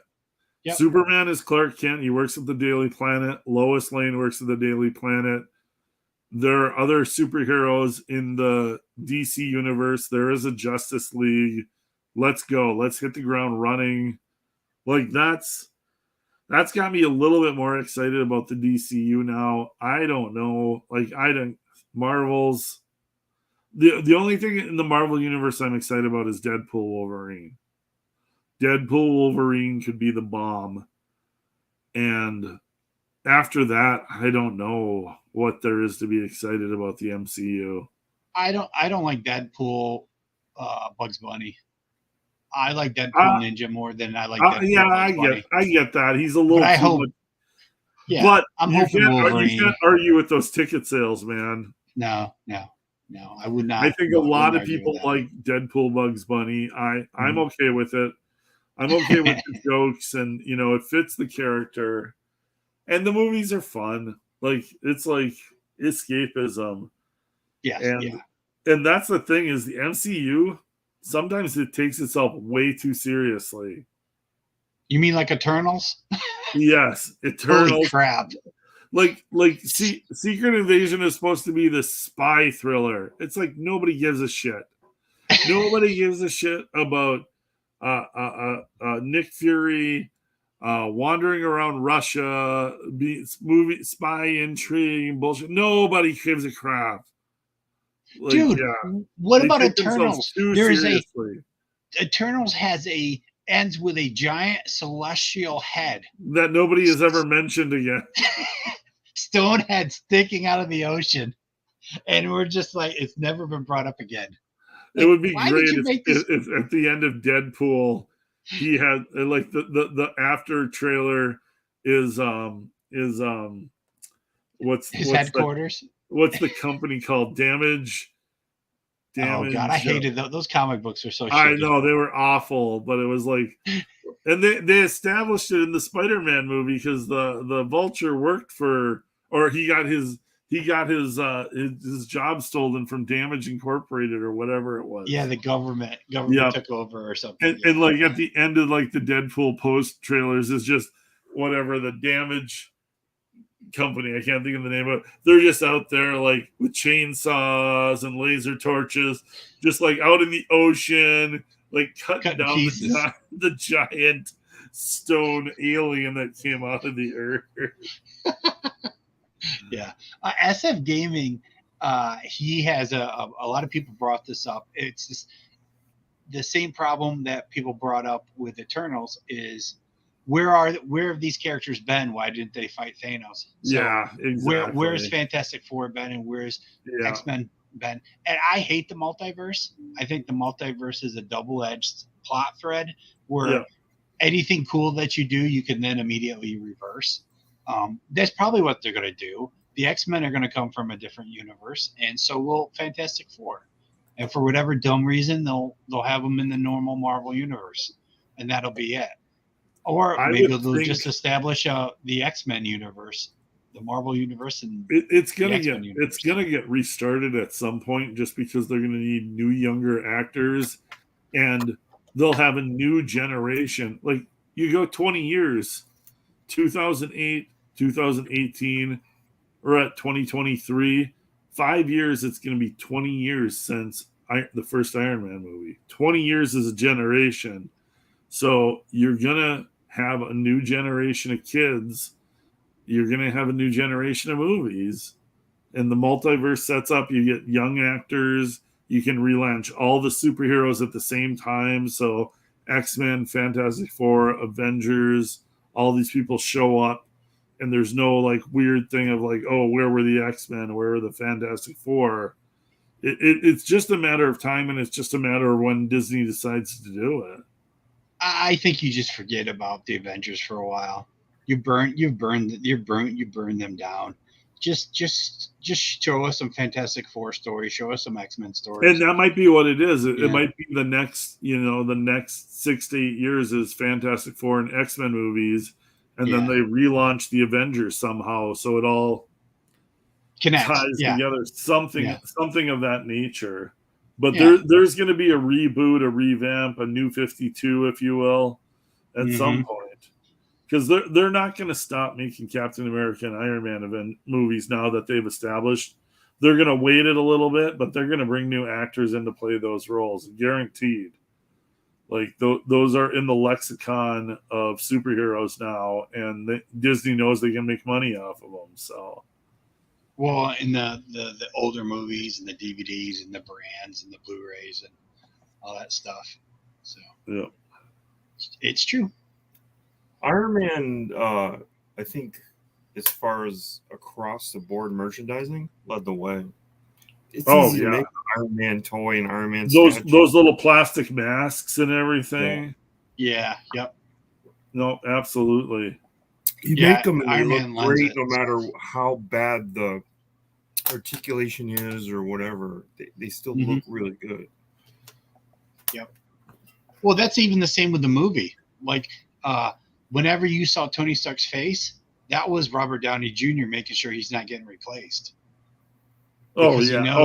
Because otherwise Marvel will say, hey man, Tony Stark was only in 12% of this movie. Why are we paying you for a full movie? Most of this is just Iron Man CGI running around.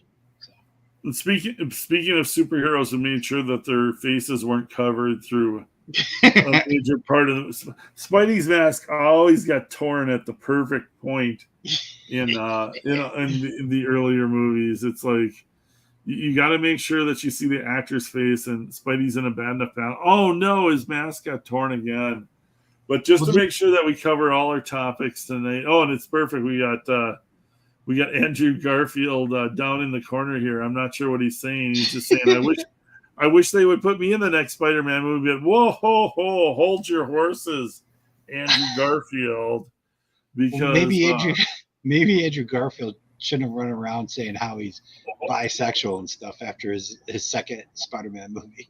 Oh, did he do a bunch of that stuff too? He did a bunch of that goofy stuff. He thought he was already cemented as Spider-Man, and his fortunes have been made, so he can just do whatever he wants. He might have messed that one up. Thomas Hayden Church, our favorite actor from Wings, Noel, who he'll always play Noel to me. Yeah. But also played the Sandman. Yeah. talks rumors of another Tobey Maguire Spider-Man cameo possibility. I love that he's heard like the little bittest of a rumor that Tobey Maguire they're doing a Spider-Man 4, and he's already pushing for like, well, they better put me in a cameo as Sandman.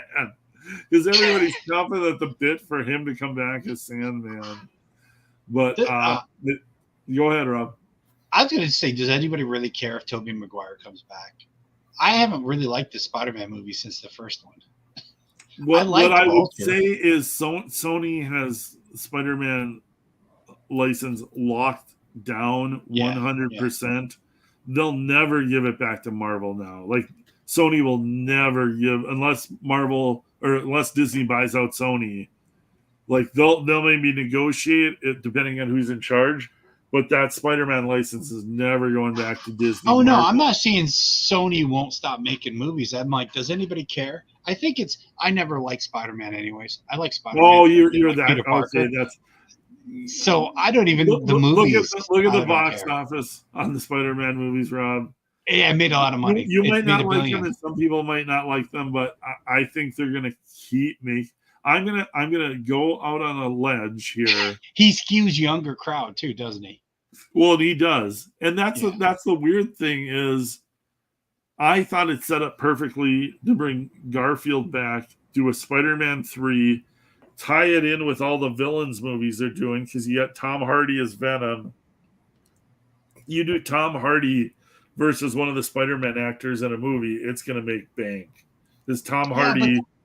But Venom isn't a bad guy. Venom it's a bad roommate. But you know how you write the story. It's like, oh, they have a misunderstanding and they fight first, and they come to an understanding and they have to team up to fight the big bad. It's or something happens to Venom and he turns into a bad guy. Comics 101. It's easy. Yeah. I can write it in my sleep. And Hardy can't control him, and the evil Venom is messing with Hardy. But to me, the curveball was it was perfectly lined up to bring Andrew Garfield back for that third Spider-Man movie.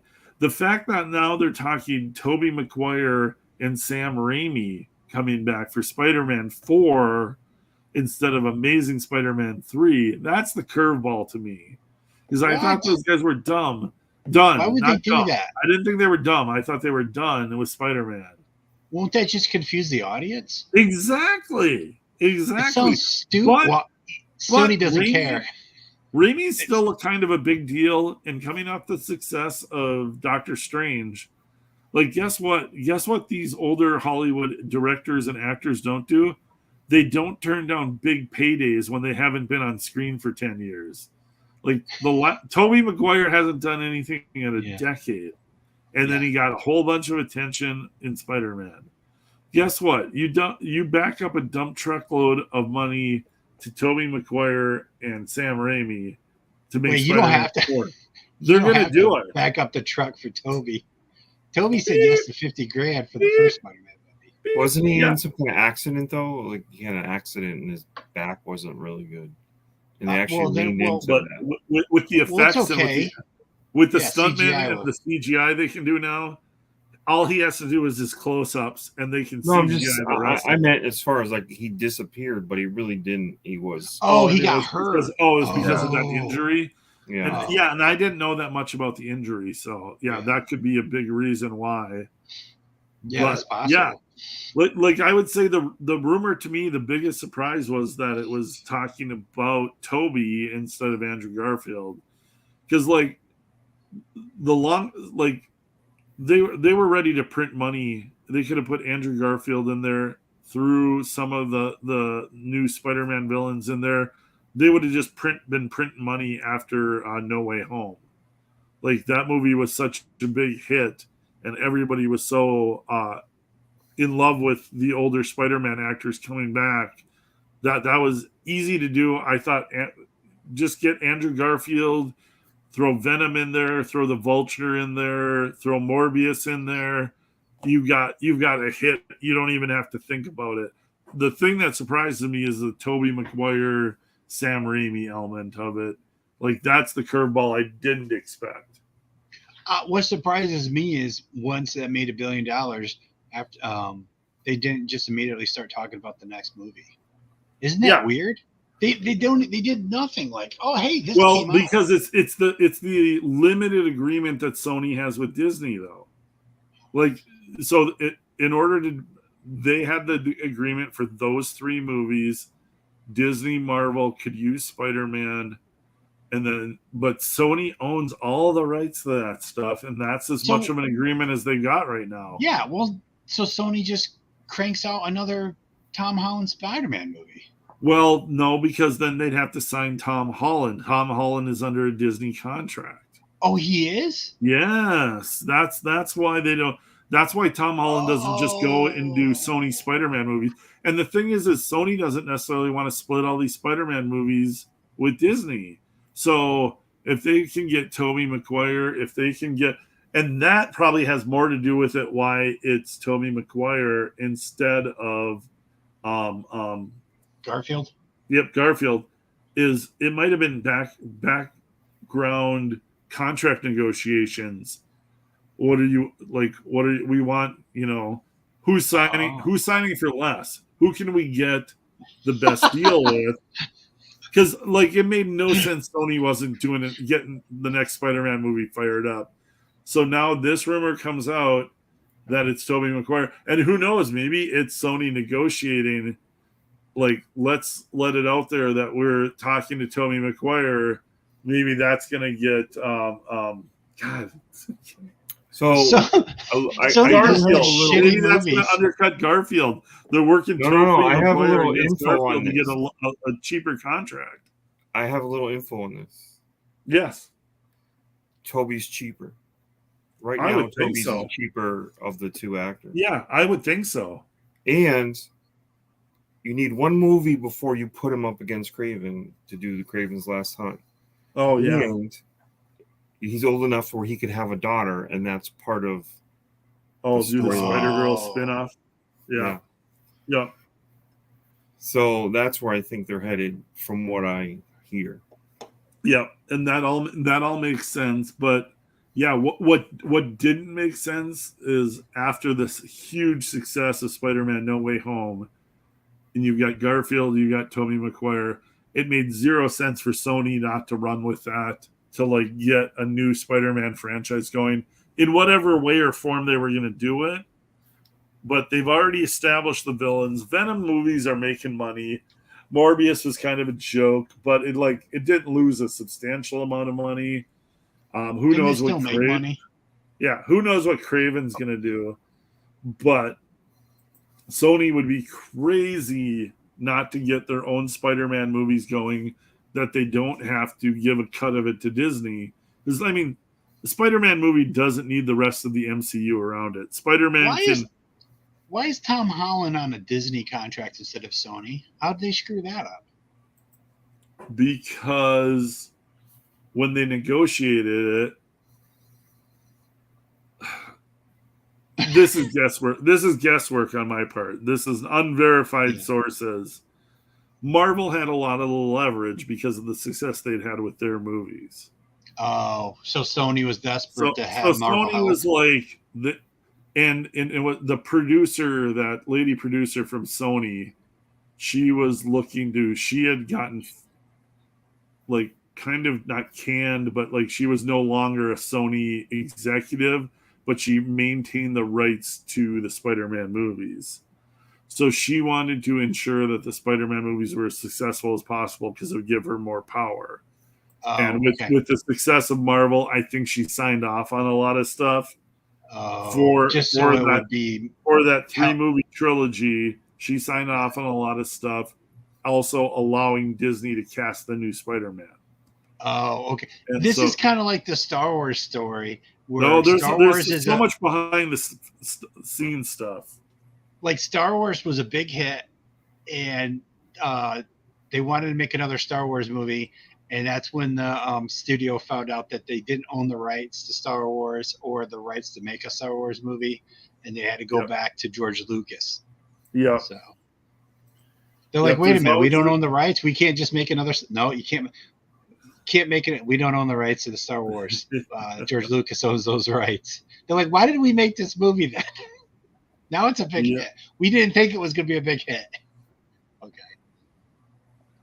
So Sony was just desperate. It'll be interesting because it never made sense that Sony wasn't going to sit on Spider-Man for very long. Spider-Man. Well, this makes sense why they didn't do Venom and Spider-Man. This makes sense why we saw all those stupid Sony movies, the Venom movies and the Morbius movie. It's because they can't do any Spider-Man movies without Marvel. Spider-Verse. Yeah, and they could have done that. They used Marvel. They used Marvel. Yep. Yeah. Oh, now that makes sense. Now it makes sense. They had already sold the boat. Yep. They had, but it worked out in the long run. It worked out for them because those movies were a huge hit. People are clamoring for new Spider-Man stuff. Now it's like, oh, we can put Toby in there. We could put Andrew Garfield in there. It doesn't have to be Tom Holland. It's like we can have our own Spider-Man, get him under a good contract so the movie has a better chance of making a profit. And it's the multiverse. It's one of the Spider-Man of the multiverse, And like, look at what the Spider-Verse is doing for them. The animated Spider-Verse is a monster hit for Sony. So yeah, Sony is looking to print money with Spider-Man, and I'm sure they have got big plans going forward. And I wouldn't expect to see Spider-Man in the MCU anytime soon again. I think those days are over. Oh, I got you muted, Rob? That's okay. He should be muted. He should be. At least I got you, Todd. As long as I can hear Todd, I don't really give a shit what Rob's saying. Oh, you're muted, Rob. Again? Okay. I can hear Todd. That's all that matters. What a boomer. I know. Boomer than me. I can hear something, Rob. Can you hear me? I can hear you now, unfortunately. Okay. Unfortunately. Yeah, Tobey Maguire starring in Spider Grandpa. My audio took a crap while you started talking. I couldn't hear you at all. We've had a few technical difficulties tonight, but for the most part, we got through our topics, and that's always a good thing because we don't always do that. Todd, you don't have anything fun to show tonight, or we're good? No, I don't have anything. Book or an artist you like to talk about? What about the sketch cards that you put up on Instagram? Those are me mocking up sketch cards, but let's not talk about that. Okay, let's not talk about that. Oh, we can't even talk about those? You're still talking about it, Rob. I can't like I'm working for Upper Deck, so I can't. That's then why did you show them on Instagram? Those are just mock-ups. Those are nothing. I don't know what mock-up magic. is. You can't see nothing there. It's all a diversion. You hands up here, and then you don't see what's going on over here. Todd, I can do busts all day, but I really want to do some good cards. The whole reason I'm even doing cards is like, for the people to get to know me, and I can sell personal sketch cards a little more. The whole reason. So anything bigger than a bust, I'm kind of mocking up. So you're seeing some of that. Okay, well, you don't have any of the. But can't you? You don't have any of the ones that you're selling that you can show? Oh, I could show you. That's what I was asking. Not ones that you're doing for a company, but the ones you're selling. Hold on. Yeah, come on, man. Well, why am I introducing Todd to capitalism? Well, I'm trying to see what I got here. Let's see. Oh, we lost him. No, he's fine. I'll pull up some. Let's see. You bet. Well, what one would I like to see sell? Oh, why isn't this Thor sold? Okay, yeah, exactly. Check that out, everybody. I don't know why this isn't scanned in your computer. Todd up on full screen. Yeah, there you go. Put them on full screen. There you go. Oh, there we go. That's a great Thor. Someone should contact you. Thor is insane, dude. Yeah, dude, that's great. Like that should be a cover. That should be a cover of Thor. Todd, you should just flip through the whole these are all unsold, right? Yeah. Yeah, flip through 'em. Art out of nowhere off of the top row at Yeah, Todd. look at that. Wait, no, don't flip so fast. Like there was a Logan Samurai one that was cool. All right, okay. Peter Oh, Parker that's and Mary nice. Jane. Lady Mary Jane. Yeah, we Yeah. don't need to do this though. I mean, Art No, will show what? up, Art Oh, will this is a show good up on one. other people's channels just to Dude, take a nice Barbie. shot at You got Todd. to show the Barbie one. all right, I'll There show are the Barbie Barbie one. Hold on. fans. That's Show the Thor. Barbie one. That's Yeah. Bub- How Bub often is there 66. Barbie artwork? Oh, nice That's for Barbie. sale. Yep. Yeah, that Thor Okay. is badass. That Batman's badass too. Yeah. Jesus, Todd. Todd, how can people contact you if they're interested in this artwork? My social media is always either Todd Maroney or on Instagram Mulrooney Todd. Are But you? I don't have on, any phony sorry. names. Are you on Facebook more than anything, Todd? Because I see your posts on Facebook is where I usually Facebook find and Instagram. Every once in a while, I think of, like I'll do like this card. Somebody was supposed to buy this a Baroness and Serpenter card, Oh wow. Yeah. and they haven't yet. Oh. God, and the Superman Batman is sweet too. Yeah. Now, Todd, will you do where people pay ahead and then you will draw cards that they ask for? Absolutely. Will you also What do you do mean? that? Are you calling those commissions? Commission. Yes. Yes, Commission I will cards. do commissions. I'll draw anything. Todd, will you put your social media contacts in the comment I will. I know how to do that. right now? Yeah. For the fans, for the people? Sure, I can do that. Yeah, You're not moving. and you're always invited on the show, Todd. And if you Yes. give me the links ahead of time, I can put them in the description and put them in the chat for you. He has all this great artwork Yeah, that we had to pry out of him to try to sell. Because I mean, like, how long am I? You know what? If it's been in this for like 8 months, I usually give it away when someone buys it. I didn't realize you were independently wealthy. Well, I congratulations. know what he means, though. It's Like this one, like even though it's a good card, I'll give this away eventually. Oh, 'Cause Bizarro. I've had it for a No. while. You should sell it because there's a Bizarro fan out there that will love it. Dude, I've had artwork that sits in my portfolio, floating through my portfolio, and I'll be like, wow, I did this 8 years ago. And then someone comes along looking through my portfolio and they're like, oh my God, look at this. This is awesome. I love this character. How much? how is Todd? How is the sketch card market now? Because I remember it used to be insane, where I would sell like sketch cards, and this was back 20 years ago. So I don't know if it's diluted a little bit now, but is there still a pretty good sketch card market out there?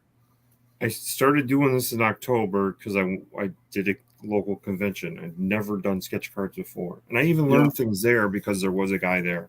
Yep.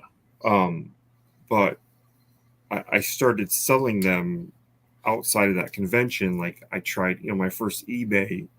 So November, December, and February, I did over $900 each month. Oh wow. Okay. And then it just dropped right off the table, and it's almost like somebody out there said, I don't want to buy his sketch cards.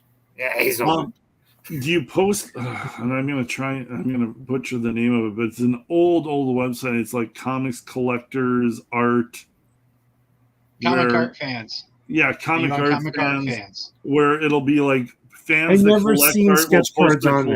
collections. I've never seen sketch cards on there. I know Yeah, you can but upload. There are. I remember Yeah. that like people started posting my sketch cards on there that I did a long time ago, and I would forget about this stuff, and then all of a sudden I get like just inundated by. It's like somebody would be like, "Oh, you did sketch cards? Oh, can I get this and this and this and this?" And then it'd be like they got little groups, fan groups, that they all collect original art sketch cards and stuff.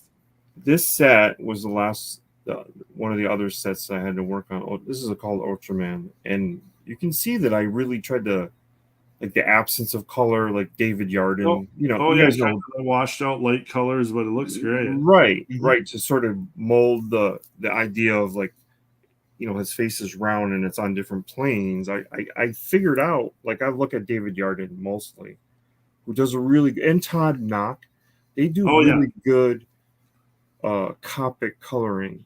Yeah, Not that, I've seen Todd. Obviously, what's his name?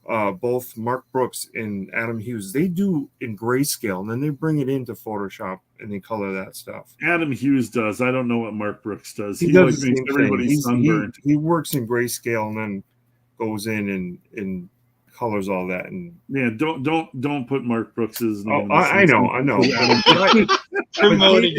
But David Yardin and Todd Knock are exceptional marker and sketch card guys. Oh yeah, for sure. And I always look. There you go. Ignition posted your Instagram. Oh, there we go. Here we go. In the comments. Yeah. Ignition is me. Oh, well, hey, look at there. You did post your social media. So everybody in the chat, click this link. Check out Todd's work on Instagram. Todd is an amazing artist. He has a ton of just insane original art trading cards that like people are going to be clamoring for. They just haven't seen him yet is the main thing. Yeah. So all of these things, even including social media, I'm on the back end of these things. Oh no, we all are. You see guys, they post up a quick Spidey they did, and they got 8,000 likes, and you're like, what the fuck, But that's and don't let that stop you. Oh no. Like, I'm not here for the likes. I'm here for the sales. Yeah. And I got customers, and I could lean into their likes, the things that they like, and draw those all day. But I'm also trying to show, characters I've never drawn, because I got to draw these Marvel Avengers set. I got to do characters that I've never drawn. Characters I like, and I like characters with. I don't like characters with a lot of armor.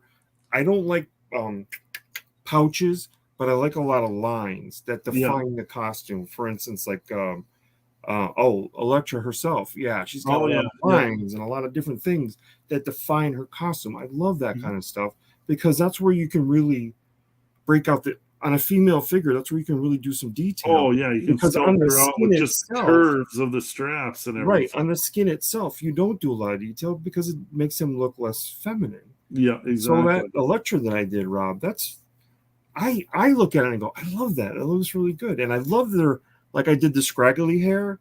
That's very graphic. Yeah. In the sense of like it's mostly black and stuff, but it's way more graphic and easier to do than like if you try to do a brunette and her hair or whatever. I mean, hair is like a skill in its own, Yeah, and you got to decide which way you want to go with it. If you want to go full on, like I'm going to draw every string, or if you want to like shorthand it, or right. Like Art T. Bear does great hair. I look at he has a lot of busts that he has put up over the years from the T. Bear vault, and I go and I look at that stuff for inspiration as far as hair. He does excellent hair and excellent eyes. Yeah. Good night, Art. Yeah, Art's taking it's been a long day. We appreciate Art being in the chat, man. It's always great having Art around. Art's been working hard. We've been seeing like sneak previews of everything Art's doing. Black and White is gonna blow everybody away. If you guys haven't checked it out, here, let me pull it up on when I did this card, I actually thought, I captured a moment that they didn't capture. That they didn't do. Oh yeah. And I thought, this card is gonna sell. Is Superman getting ready to throw a baby? But it was really like we went from baby to Jonathan, who's now was a teen in Super Sons. Yeah. And we never got any of like tender moments with Superman. Yeah. So I thought people would jump at this card because of that. Yeah. And I mean, babies aren't easy, and I thought I did okay. No, I wouldn't even try. Yeah, I wouldn't want to try and draw a baby. I would just find a good photo and trace it. Me too. Babies are hard to draw. Without getting weird and alien looking. It was the idea of the kid sitting in the grass and him, laying down and sort of playing with him, and that was the kind of moment I was trying to capture. You know, See, even though I didn't Todd put is a true artist. The only thing I'm thinking is Superman's wondering how much of the baby is human and how much of it's Kryptonian, and should he throw him to see? He's like in how would he that land? in It what was Todd drew there. The word balloon says, "Hey Bruce, how far do you think I can throw this baby?" because he's like, well, if he comes back, he's Kryptonian. Yeah. If he doesn't come back, I didn't want him anyways. Only the strong survive, son. Superman's got a little bit of like dark seed in him. Like, Papa! I'm gonna throw him as far as I can. If he comes back, he's mine. If he's not, well, who knows what Lois has been up to. There was a great, by the way, there was a great, like, I'm a huge Lee Weeks fan, and there was a great, you know, like when Jonathan was a baby, there was a great series that was done. Like, it was like 4 or 6 issues or something like that. Yeah. And done by Lee Weeks. And it was great, but it just didn't have any. It was like Rob said, they're wearing. It was like I think, like, what is it, like Tomasi, and he did Super Sons. Yeah. They did some more of the like younger Jonathan stuff. And Yeah, then when Bendis showed up, maybe. kind of crapped all over everything. And it's and like I don't know if anybody even cares about that stuff anymore. No, because they've shit all over the characters and the consistency is a mess and it's a joke. I got one thing that I could share that's from Superiors that I haven't really shown around yet, but I'm doing the Who's Who book. Yeah. So here I'll show a little preview of that. Oops, here I can't do it from here. Can you guys see that? Or am I muted? Can you see it, Rob? Oh yeah, now I can. Okay, that's cool. Yeah, I'm not sure. He's the good guy and the bad guy, right? Oh, you did a Who's Who kind of page. Yeah, dude, that's cool. Actually, I'm doing a whole Who's Who book, and this is one of the pages from it. So yeah, this is one of the main good guys, but there's also that one too. Did you show this on your campaign? Given to people who bought the book? Say that again. Are you giving it to people? Like, was this a tier that you hit? This is actually, so you could get just the main book, or you could get the supplemental books. There's a book that shows like early art and early versions of the comic, and then there's a Who's Who book where it's a breakdown of all the characters. It's like basically like the old DC Who's Who. Goes character by character, gives you like information, back history, powers, that kind of thing. So this is just one of the pages from the Who's Who book. When you see my package and someone's building it, make sure you throw me in a Who's Who, and when I get that address, I'll return something you'll like. No, okay. Coke? Yeah. I'm not sure what any of that means, but like, yeah, I totally but yeah, I totally kind of went with the old school DC Who's Who. I like it. Clint, do you have this? Do you have examples of the Who's Who pages on your campaign? No, like this is the last thing that you got to put this on your campaign. This is basically the last thing I need to finish. Okay. So I'm working on the Who's Who stuff right now, hoping to have it done probably about the middle of August. But that's when this is finished. I'm shipping the book. So no. I mean, but for the campaign, like on your campaign, do you show any of the Who's Who artwork like this, the pages? I didn't on the campaign because the Who's Who thing was the only thing that I didn't have finished. So this is the first time showing of it. Okay, so you should put this up on the campaign, because even though you say that, this is cool and this really gives, because some people never saw Who's Who. Oh yeah, that's a good idea. Yeah, I could put a couple of example pages up on there just so people can see it. So and for the people who do know what Who's Who, this is awesome because this reminds us of Who's Who. Why I was such a geek that I have all those things, except for when they went to that format where it was like almost it was by the same artist and they just showed the guy like this and then like this and then it's back. I didn't get that one. But Yeah. all the ones that were like floppies, Yeah. I was all over that, and I don't even Yeah, know and that's why. what this is going to be. It's going to be about 30 pages. It's going to have the entire Superiors team, some of the bad guys. There's going to be some pinups and stuff in there, some extras, but just fun stuff to go along with the main book, and then with the older artwork that I've got in the other book. So just a little sneak peek for everybody to kind of check out, but fun stuff to do because I was like huge comic book nerd. Who's Who is always fun. You always like page through those, see all the comic book backgrounds, the origins, the oddball characters and stuff. So Yeah. Well, one thing I didn't do when I got all these, even the death ofs and stuff like that, right? I didn't bag these because I was constantly going to them and referring to them. Yeah. Oh yeah, doing weird things, like.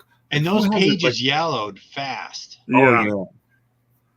Yeah, the old newsprint, but then it's like, but that's still what comics, to me, it's like you pick up that comic and it's all the edges and corners are kind of because you read it so many damn times. Yeah. Or the smell of old comics. The interior newsprint still got that smell, and like to me, that's what really comics are. So when I was growing up, when I was growing up, my brother and I, we didn't really buy many DC books. We didn't buy many comic books anyways because we were poor. But we would get Who's Who because Who's Who not only did it have a description of a lot of characters we'd never seen before, there's all these artists drawing all these different characters, and they would draw like a pinnacle scene of their history. Yep, they got the little. Yeah. So it was awesome. The background was always like, if it was like a description of, the Fearsome Five, there'd be a little drawing of the Fearsome Five where we're fighting some Legion or Superboy. You get a little backstory in each of the little pieces of artwork. Yeah, I can name the ones that Art Adams did and Dave Stevenson. Really? I can't. Dave did a couple. Dave did a couple in there, and Art did a couple in both. But did Art? Who inked Art though? Because sometimes he did the back unicorn. In the early days. Remember the unicorn? No. Clint, remember the unicorn from Marvel? From the Marvel one? Green and yeah, because he had the green and orange with the unicorn black, and he had the little. He was the Iron Man villain. Like, this is like, who thought of this character? This character's great. And Art Adams appeared. He's never appeared in anything since then. He's got one Iron Man issue, and doesn't he die at the end of it? Like it's a real tragic story.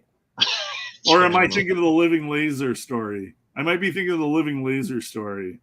Well, we saw Living Laser. There was some great. John Romita Jr.'s Iron Man, his second run. Do you remember John Romita Jr.'s second run of Iron Man? Yeah. Living Laser was in that too, wasn't he? The John Romita run. I don't know if it was his second run.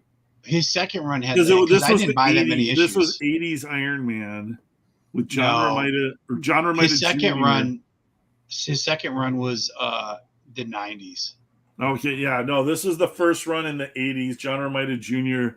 The Living Laser versus Iron Man, and like the Living Laser, like just basically like blows up at the end of it because his powers are so unstable.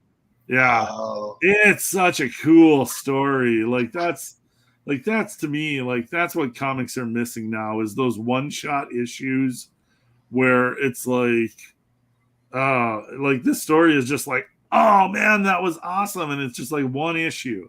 You didn't need 6 issues to stretch out the story, and then there was no payoff, and it's just trying to get you to buy more crap. It's like that's what comics are missing now. Well, Clint, you're talking about writers who don't know anything about comic books in the first place. They don't know how to pace a story, so they drag it out for 6 issues because they can't get a hold of the editor in the first place to approve anything. No, and it's editorial fault just as much as anything. Yeah, it's like these editors today have no appreciation of the old comic books. They have no idea how to tell a story in one issue.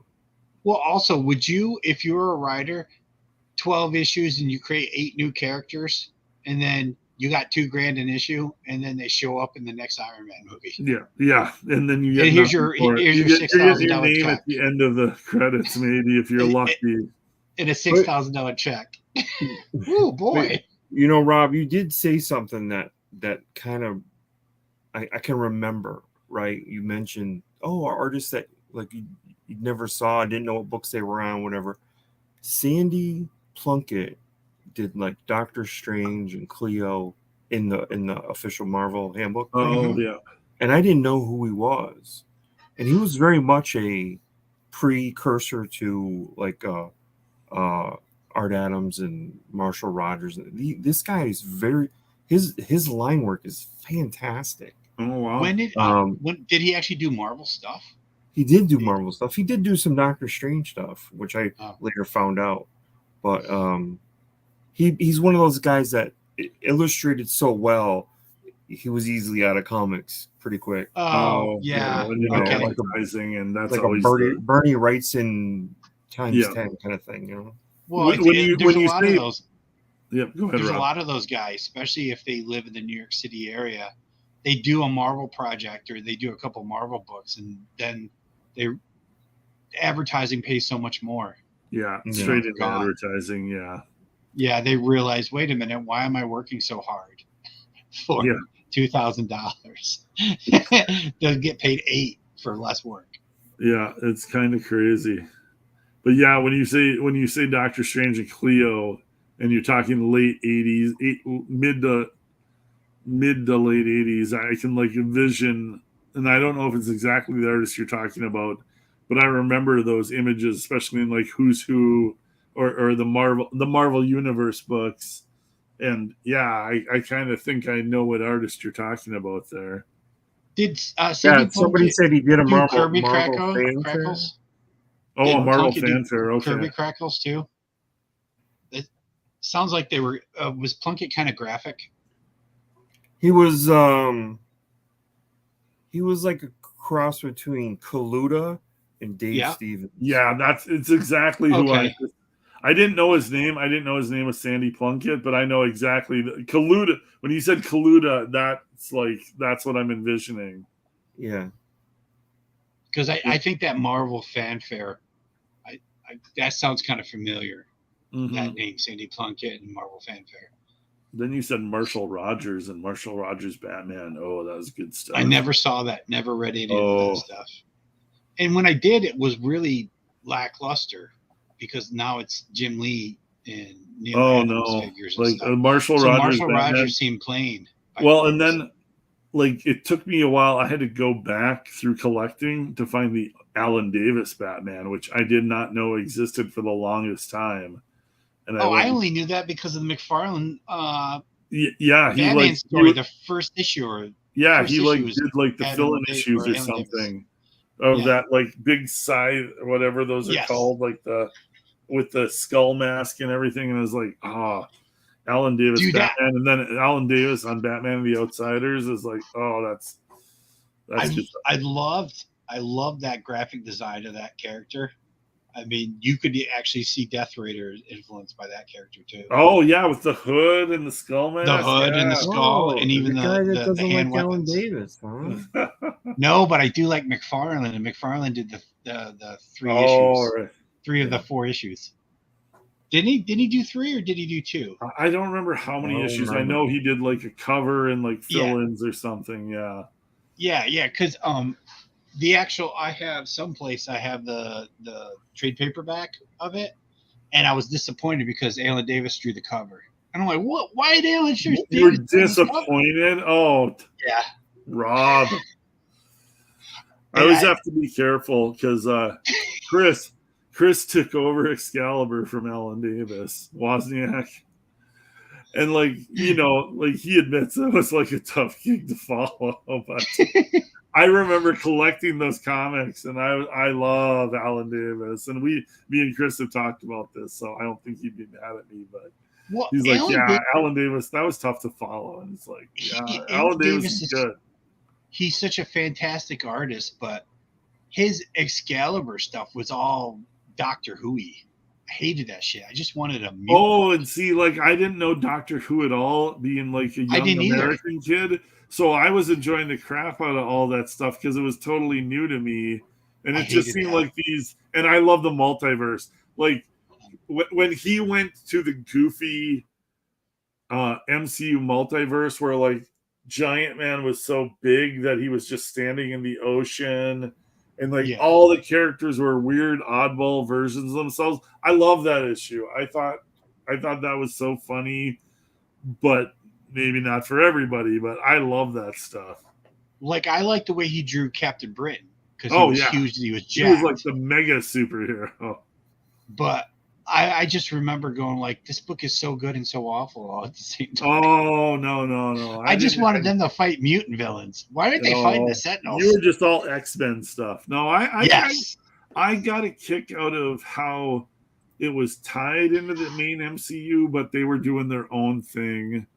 And I enjoyed Alan Davis's writing, where it was like he really everybody had their own personality and they didn't always get along. And like Captain Britain was jealous of the attention Nightcrawler played to Megan. And I was like, yeah, I can understand that. That makes sense. So no, I was a huge Alan Davis Excalibur fan. So, but that's just me.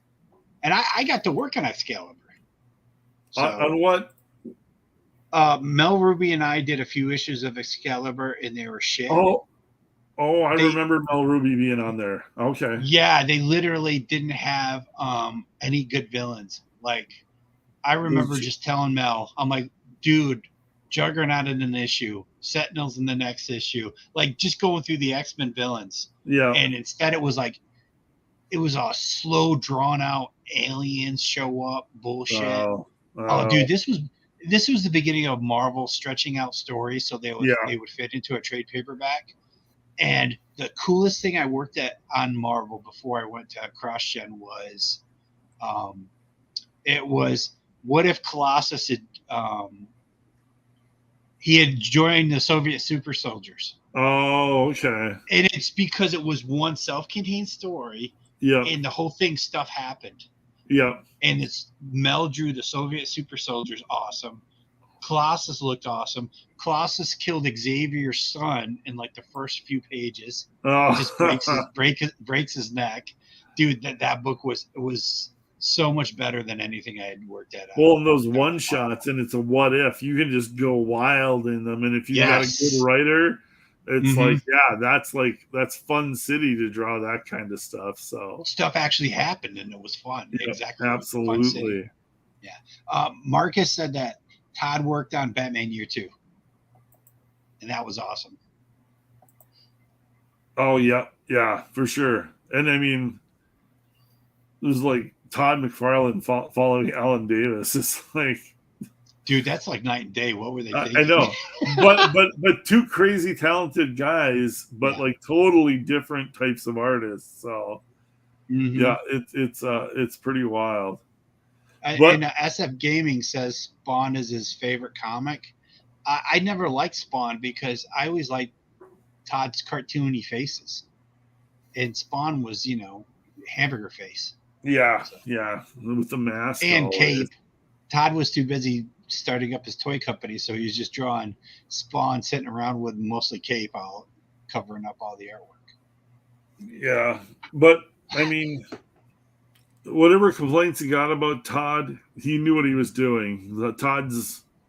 He's a genius. Yeah. Well, like I think Todd made a bunch. I think Todd made a bunch of great business decisions at the point where he had the best opportunity to have success with them, and he didn't waver with those decisions. He didn't get. He saw what was going to have the most success, and he stuck with those things. Todd told Diamond, Spawn will be the #1 comic book for the next 2 years, and if it isn't, I will order the extra copies to make sure it is, because he was getting ready to set up his toy company and all the deals, and he needed to be able to go to Hollywood, and he needed to go to manufacturing and say, I have the #1 comic book in the country. Yeah. Dude, that takes balls. He took his Spider-Man money and reinvested it in his and his Spawn and the toy company. I mean, he saw the money was really, he saw comics as his opportunity, but he saw where the real money was with toys. Yeah. And I mean, he's been killing it ever since. And then keeps the toy company going or the comic book company going and successful. But that takes vision, that takes studying the market. It's like it takes a lot of business knowledge that a lot of creators just don't have. It's just that is not easy to do. Like, that is not an easy thing to do. So it's super impressive to see somebody come from comics and do all that stuff. But yeah, we did just hit 2 hours though, so I think we will wrap it up for the night. We covered all the topics. It was a good night, good stuff that we covered. Thanks to everybody in the chat, man. We always love you guys being here. SF Gaming, Marcus, I think Randy was here earlier. Yep, there's Randy. Bub66. Art was great enough to stop by for a little bit, but I always love you guys being in the chat. If you guys are going to catch this show on the rewind, definitely hit that like and subscribe button. Me and Robert trying to build this channel up. We appreciate all you guys being here. Extra special thanks to Todd, man. Todd, thanks for showing up tonight. Always invited. Always great having you on board here. It's a lot of fun while we're not doing pontificators regularly right now. While Art finishes up Black and White, we will be hitting pontificators pretty soon. Probably maybe like a couple weeks or maybe a month, but we're going to be hitting pontificators pretty regularly again in the fall. So don't miss out on those shows. And we'll just say goodnight to everybody. Rob, Todd, I'll let you guys say goodnight. I'm kind of rambling. Just thanks for coming and appreciate. There's some people that went and liked the stuff on Instagram. I appreciate that. Yeah, that's awesome. All right, Rob, thanks everybody. We out. Yeah. My monitor just blinked off again. It does that randomly when I'm doing live streams. So nice. I do have my iPad in front of me, but it's a few seconds behind. All right, no worries. Don't forget about good night, Death everybody. Hunter. Yeah, Death Hunter. That'll be my next. Death Hunter's my next favorite comic book. I love Death Hunter. Death Hunter will be in Death Raider Wars Part 2. Death Raider versus Death Hunter is going to be the best comic that ever comes out, guys. It'll just be splash pages. Yeah. Thank you, guys. All right. Good night, everybody. Have a great weekend, and we'll see you next week.